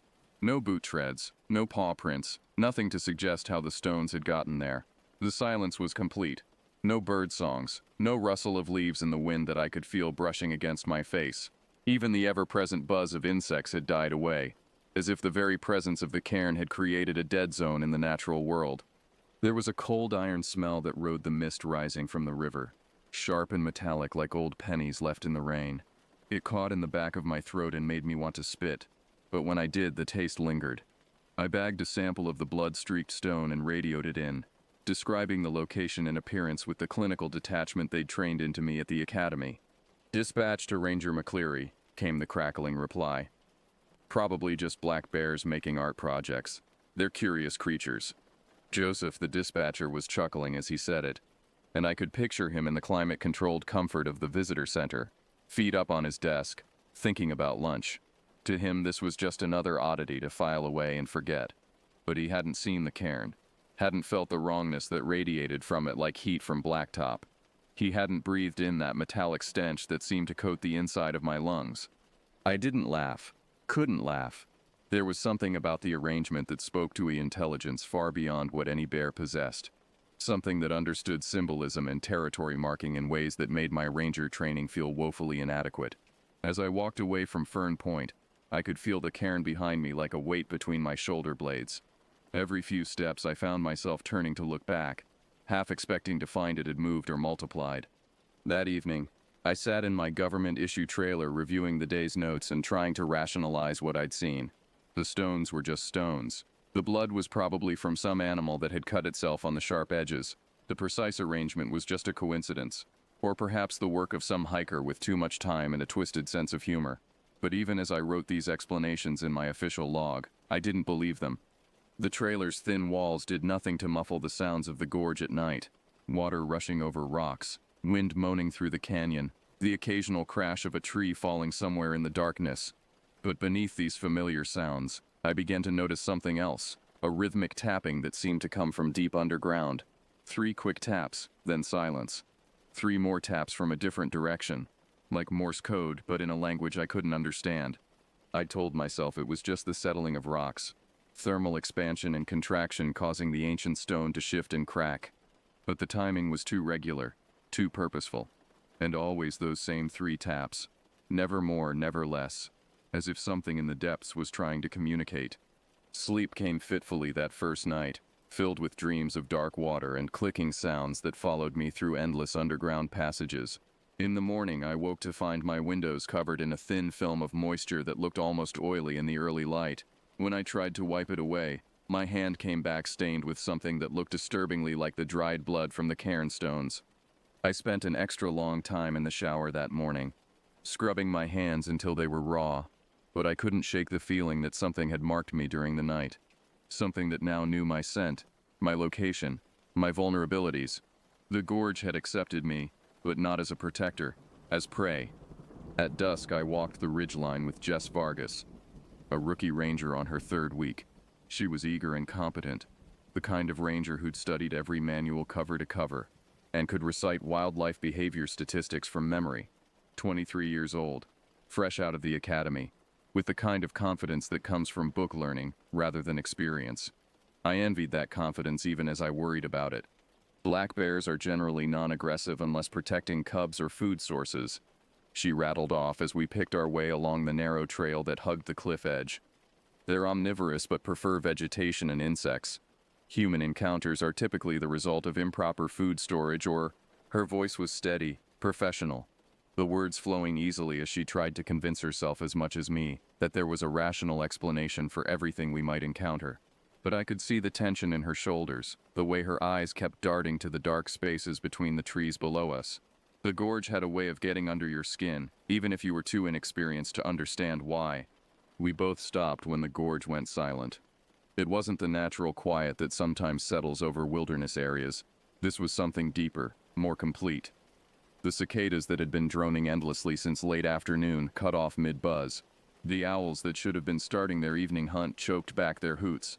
Even the constant whisper of wind through the canyon went still, as if the very air had stopped moving. The silence stretched for 30 seconds, maybe a full minute. Long enough for us to exchange worried glances. Long enough for Jess to reach unconsciously for the radio on her belt. Then, from somewhere down in the trees, came a hollow clicking sound. 3 quick taps, just like I'd heard the night before. Like somebody knocking rock on rock, but with a hollow metallic quality that made my teeth ache. "Woodpecker?" Jess whispered, but there was no conviction in her voice. "Woodpeckers don't hunt at night," I replied, though I kept my own voice just as low. Something about the silence demanded whispers. The clicking came again, this time from a different location, maybe 50 yards to the north. Then again from the south, as if whatever was making the sound was circling us in the darkness below. The pattern was always the same. 3 sharp taps, then silence. But the spacing between the sequences was irregular. Sometimes 5 seconds, sometimes 20, as if the thing making the sound was listening for responses. We kept moving, but I could feel Jess tensing beside me with every sound. Her textbook knowledge of wildlife behavior didn't include this kind of territorial marking, this deliberate stalking pattern that spoke to an intelligence far beyond what any known animal possessed. When we reached the end of the ridge trail, she was practically vibrating with nervous energy. "Should we investigate?" she asked, though I could tell from her tone that she hoped I'd say no. "Not in the dark," I replied. "We'll come back in the morning with backup." But morning brought something far worse than mysterious sounds in the darkness. We found the first body next morning, half submerged in Devil's Creek, a side stream that fed into the New River about 2 miles upstream from the main camping area. The water here was usually crystal clear, fed by underground springs that bubbled up through limestone beds.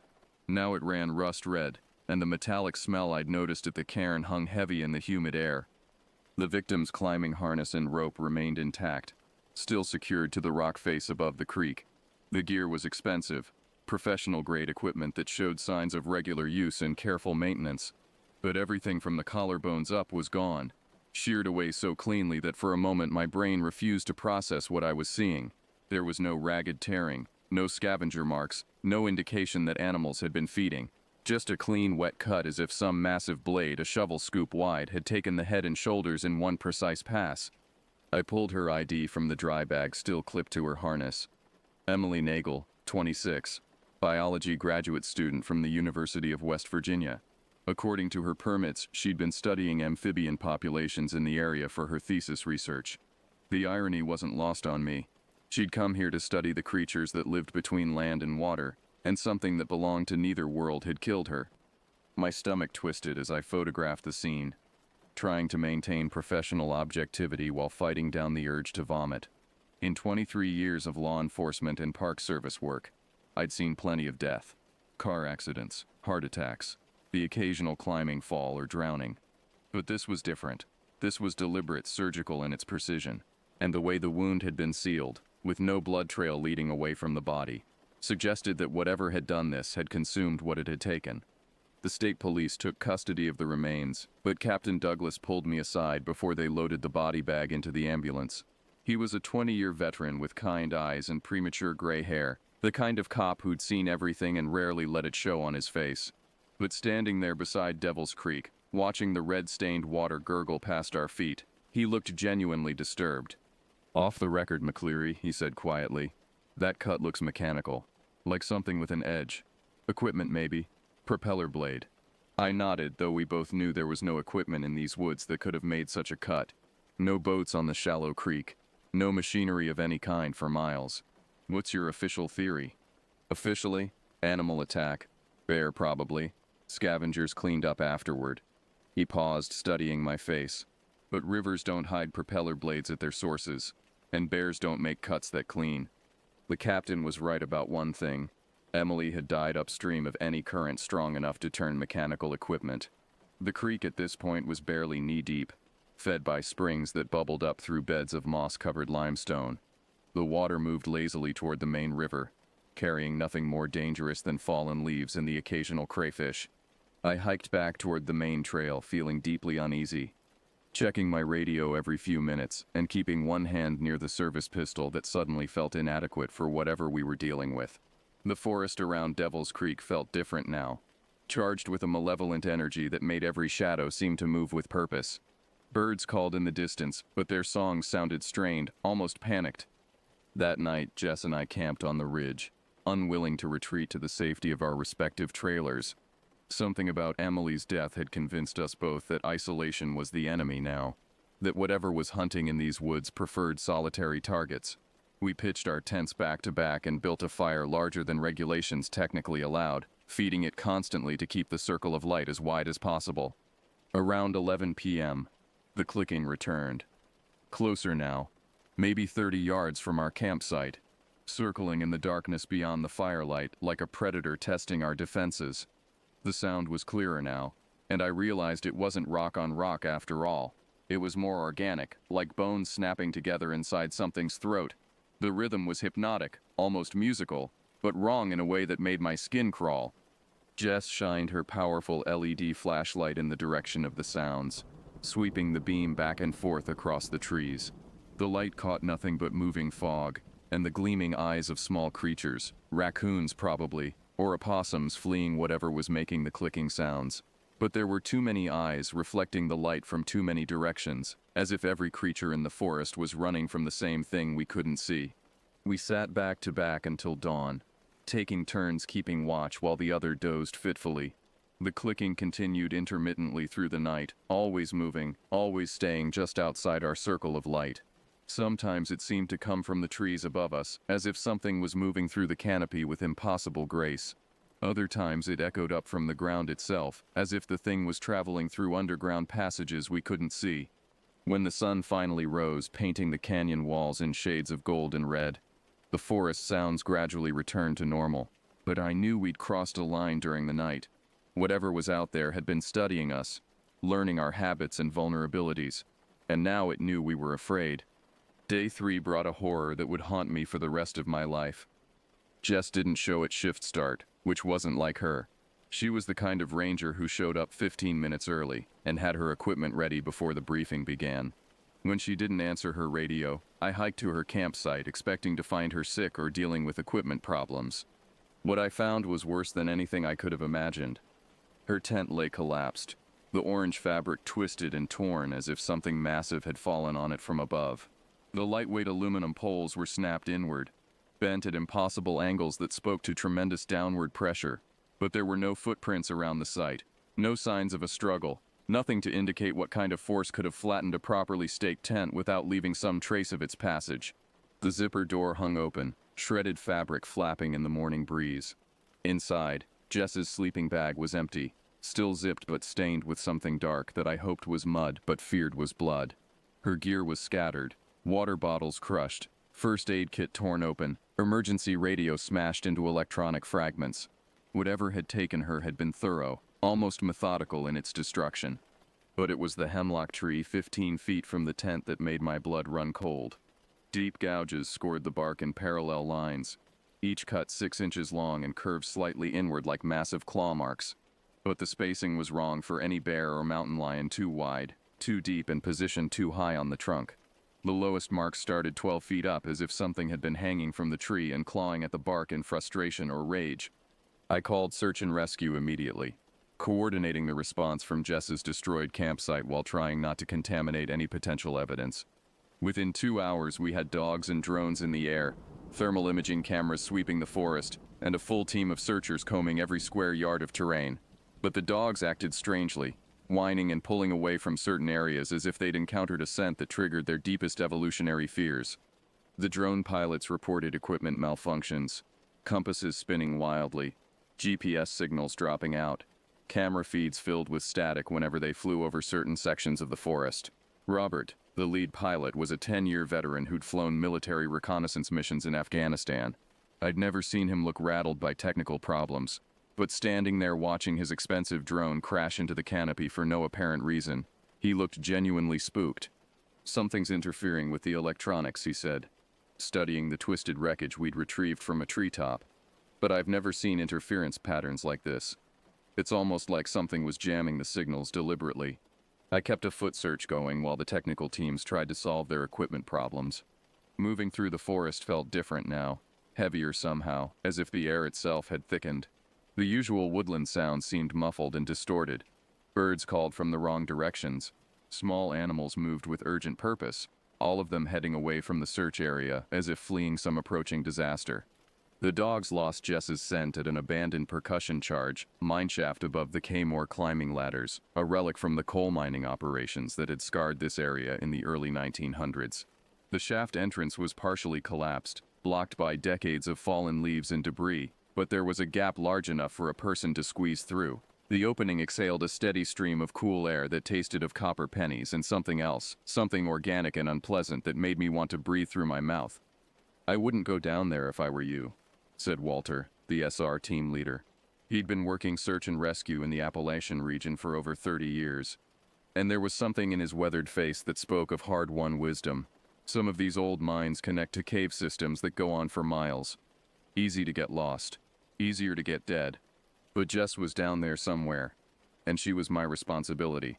Against Walter's advice and probably against my better judgment, I clipped on a safety line and squeezed through the narrow opening into the abandoned mine. Inside, the air tasted like copper pennies mixed with something fouler. The sweet, cloying scent of organic decay that seemed to coat the inside of my mouth.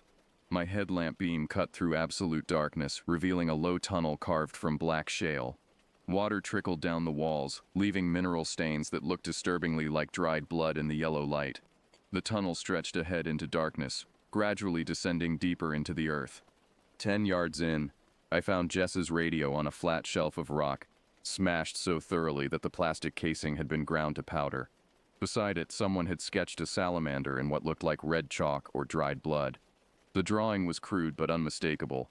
Wide head, external gills, legs splayed beneath a serpentine body. Underneath, in shaky capitals, someone had written, "It crawls, it climbs." The words sent ice water through my veins. This wasn't random vandalism or the work of local teenagers looking for thrills. This was a warning, left by someone who'd encountered whatever lived down here and survived long enough to share what they'd learned. The chalk or blood was fresh, applied within the last day or two, maybe by Jess herself if she'd had time to understand what she was facing. I pushed deeper into the tunnel, following the steady trickle of water and the increasingly foul smell that seemed to rise from the depths. The passage narrowed, then opened into a cavern that my headlamp couldn't fully illuminate. The air here was warm and humid, like breathing inside the mouth of some massive creature. Water dripped constantly from stalactites overhead, each drop echoing through the darkness with hollow, ringing sounds. My beam struck something on the far wall that made me freeze in terror. Slick, gray-black skin stretched over layers of muscle, clinging to the vertical rock face like some impossible fusion of tree frog and nightmare. The thing was massive, as tall as me, but built with an amphibian's powerful limbs, each one bent backward to provide purchase on the stone. Its tail was twice the length of its body, thick with muscle and ending in a paddle-shaped appendage that looked designed for both swimming and striking. The head turned slowly toward my light, revealing eyes that were set too wide apart. Lidless and reflective like a cat's, but with vertical pupils that contracted to slits in the beam of my headlamp. External gill slits frilled along what I assumed was a jawline, pulsing rhythmically as the thing breathed through both air and the moisture-saturated atmosphere of the cave. A thin dorsal ridge ran from the back of its skull to the tip of its tail, covered in what looked like sensory organs that twitched and moved independently. For a moment that felt like an eternity, we stared at each other across the cavern. The creature's head tilted slightly, studying me with an intelligence that was alien but unmistakably present. This wasn't some mindless predator driven by instinct. This was something that thought, planned, calculated, something that had been watching the surface world and learning the habits of the creatures that lived there. Then it gave one slow click, two bones snapping together somewhere deep in its throat, and dropped from the wall with liquid grace. I leaped sideways as the creature landed exactly where I'd been standing. All four limbs splayed for balance while its massive tail whipped back and forth like a cat preparing to pounce. Up close, the smell was overwhelming. River mud mixed with hot copper and the sweet stench of partially digested meat. This close, I could see that its skin wasn't smooth like a typical amphibian's, but covered in tiny scales that shifted color in the light, providing natural camouflage against the cave walls. The mouth was the most horrifying feature, shovel-shaped and lined with rows of small conical teeth that were clearly optimized for holding rather than tearing. This wasn't built to kill quickly. It was designed to grab and swallow, to take its prey alive and whole. The thought of what Emily Nagel's final moments must have been like made my hands shake as I fumbled for my service weapon.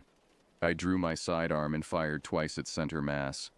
Both rounds hit solidly, the reports deafeningly loud in the confined space of the cavern. The bullets struck the creature's hide and left dark dents but drew no blood. Its skin was apparently tough enough to stop small arms fire. Or perhaps the rounds were simply absorbed by the thick layer of muscle beneath. The thing hissed, a sound like steam escaping from a radiator, and its tail lashed out, shattering rock beside my head. Razor-sharp shards of limestone peppered my face and arms as I turned and ran for the narrow tunnel entrance. Behind me, the clicking pursuit was faster now, like a broken metronome keeping time with my desperate flight. The sound echoed off the tunnel walls, seeming to come from all directions at once, as if multiple creatures were chasing me through the darkness. I sprinted through the tunnel, counting on the narrow space to slow whatever was behind me. But the clicking stayed close, sometimes seeming to come from above as if the thing was somehow moving through cracks in the ceiling I couldn't see. My headlamp beam bounced wildly as I ran, throwing monstrous shadows on the tunnel walls that could have been rocks or could have been other creatures waiting to strike. I broke into daylight, gasping and stumbling, my lungs burning from the sprint and the foul air of the cave. The Sarah crew gathered around the shaft mouth barked warnings when they saw what was following me up the tunnel, a darkness that seemed to move independently of any visible form, accompanied by clicking sounds that echoed up from the depths like the ticking of some hellish clock. The creature halted at the threshold of the shaft entrance, just inside the zone where daylight penetrated the opening. Its pupils, which had been narrow slits in the darkness, shrank to pinpoints in the sun. For a moment it seemed confused, almost blinded by the natural light.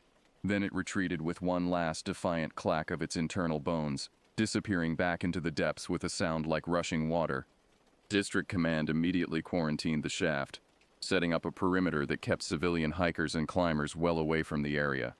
They called in state biologists, herpetologists, cryptozoologists, anyone with letters after their name who might be able to explain what we'd encountered.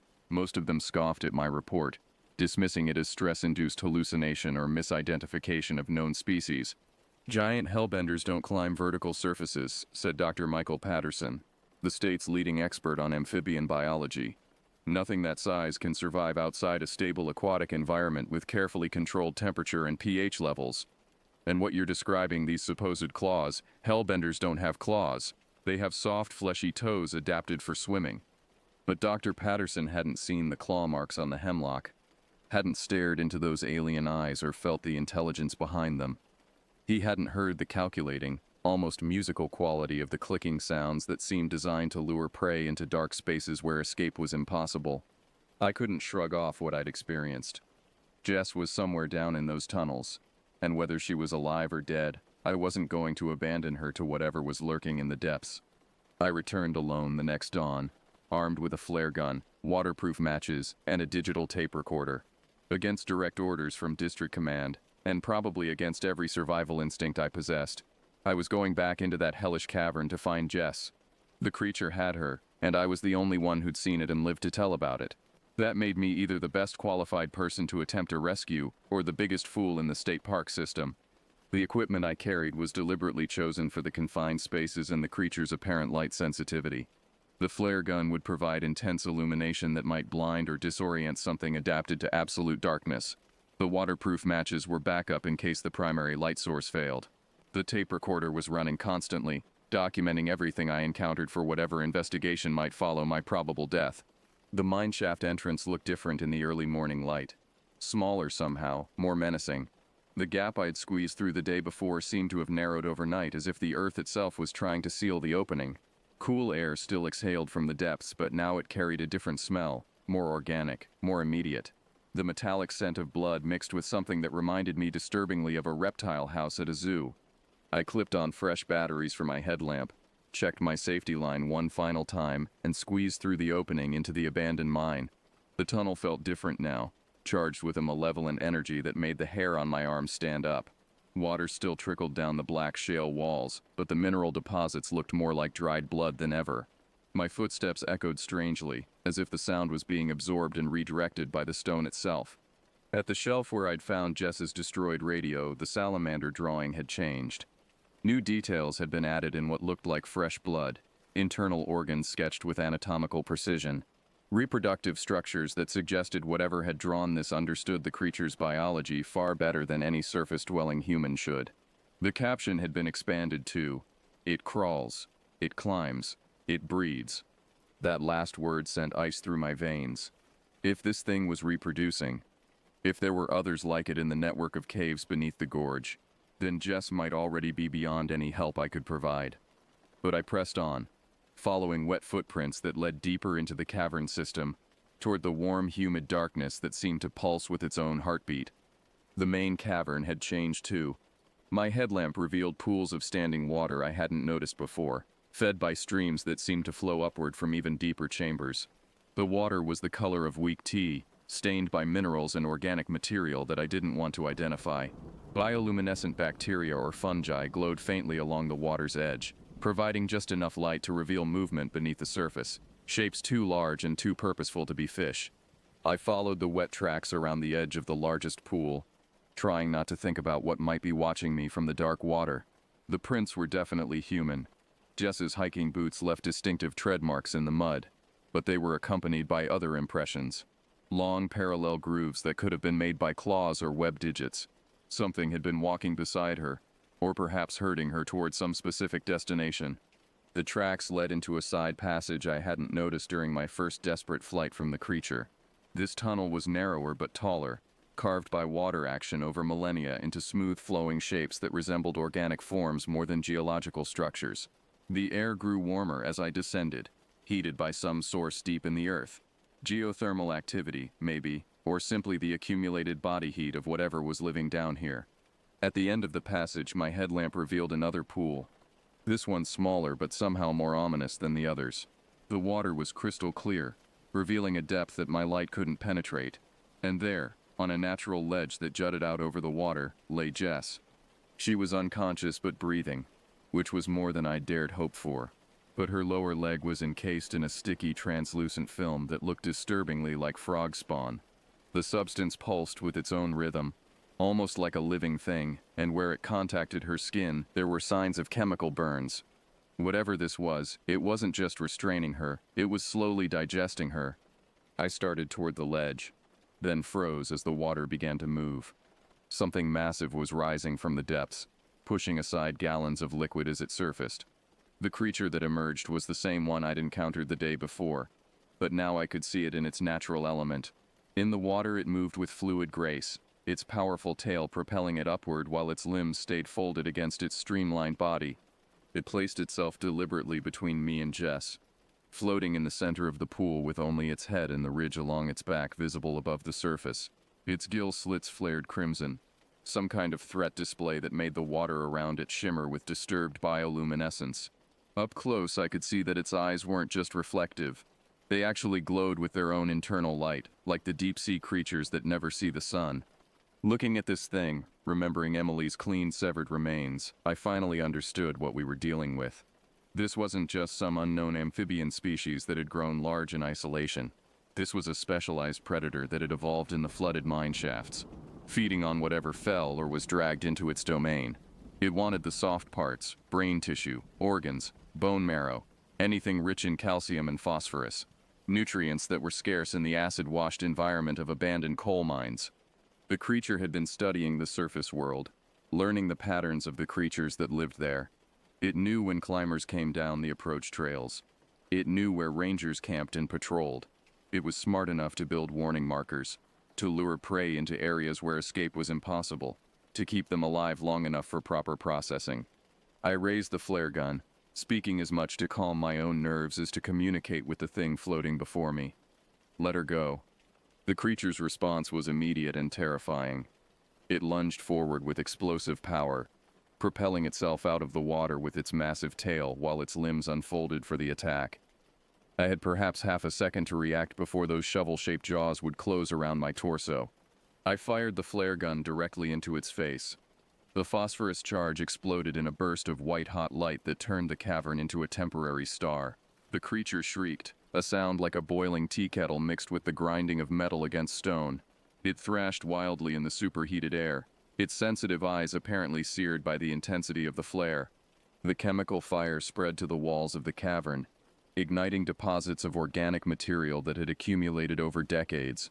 Rock overhead, heated beyond its structural limits, began to crack and splinter. A massive slab broke free and crashed down onto the creature's tail, pinning it against the bottom of the pool. Water rushed in from somewhere deeper in the cave system, carrying debris and stirring up sediment that had lain undisturbed for decades. I didn't wait to see if the creature would free itself. I grabbed Jess, slung her across my shoulders in a fireman's carry, and ran as the ceiling continued to collapse behind us. The gelatinous substance around her leg dissolved in the heat of the flare's aftermath, releasing a smell that made me gag even as I ran. Behind us, I could hear the creature's agonized cries mixing with the rumble of falling stone and rushing water. The trip back through the tunnel was a nightmare of noise and terror. My headlamp beam dancing wildly as I stumbled through the darkness with Jess's unconscious weight across my shoulders. At any moment, I expected to feel claws raking down my back or jaws closing around my legs. But either the creature was too injured to pursue, or the collapsing tunnel had sealed it off in the depths where it belonged. I emerged from the mineshaft to find a medical helicopter already warming up on the plateau above. Someone, probably Walter, the SR team leader, had called for immediate evacuation as soon as they'd seen me enter the tunnel. The paramedics took Jess from my arms and loaded her into the aircraft with practiced efficiency, starting IV lines and monitoring equipment even as the helicopter lifted off toward the regional medical center. I turned to find Frank, my supervisor, standing beside me with an expression I couldn't read. Relief that we'd recovered Jess alive, maybe, mixed with something else. Something that looked almost like resignation. "We knew something was in those tunnels," he said quietly, watching the helicopter disappear over the canyon rim. First report was back in 1975. 2 miners disappeared during the final cleanup operations. Company blamed methane gas, sealed the shafts, and walked away. We've been keeping people out ever since. Seemed like the cheapest solution. I stared at him, trying to process what he was telling me. "You knew? You knew there was something down there, and you didn't warn us?" Frank looked older than his 58 years, worn down by decades of keeping dangerous secrets. "The gorge lives on tourism, McCleary. Hard to sell rafting trips and rock climbing when there's a 6-foot amphibian hunting the cliffs. We thought we had it contained." I thought of Emily Nagel, her headless body floating in Devil's Creek. I thought of Jess, slowly being digested alive on that stone ledge. Contained wasn't the word I would have used. I filed my report anyway, documenting every detail of what I'd encountered in the abandoned mine. 2 weeks later, state geologists dynamited the shaft entrance, claiming unstable roof conditions made the area too dangerous for public access. The official statements mentioned structural concerns and environmental hazards, but made no reference to cryptids or unknown species. The blast brought down several thousand tons of limestone and coal shale, sealing the entrance so thoroughly that nothing short of industrial mining equipment would ever reopen it. But I wasn't naive enough to believe that one explosion could seal off an entire cave system. Water finds a way, and so do the things that live in the dark spaces beneath the earth. Jess survived, though she lost her lower leg below the knee to whatever chemicals had been in that gelatinous cocoon. The doctors said she was lucky. Whatever had been dissolving her tissue had also prevented infection, creating a sterile environment that aided healing once the substance was neutralized. She was fitted with a prosthetic and eventually returned to active duty, though she requested a transfer to a park system in the desert southwest, somewhere without caves, without abandoned mines, without dark water flowing through underground passages.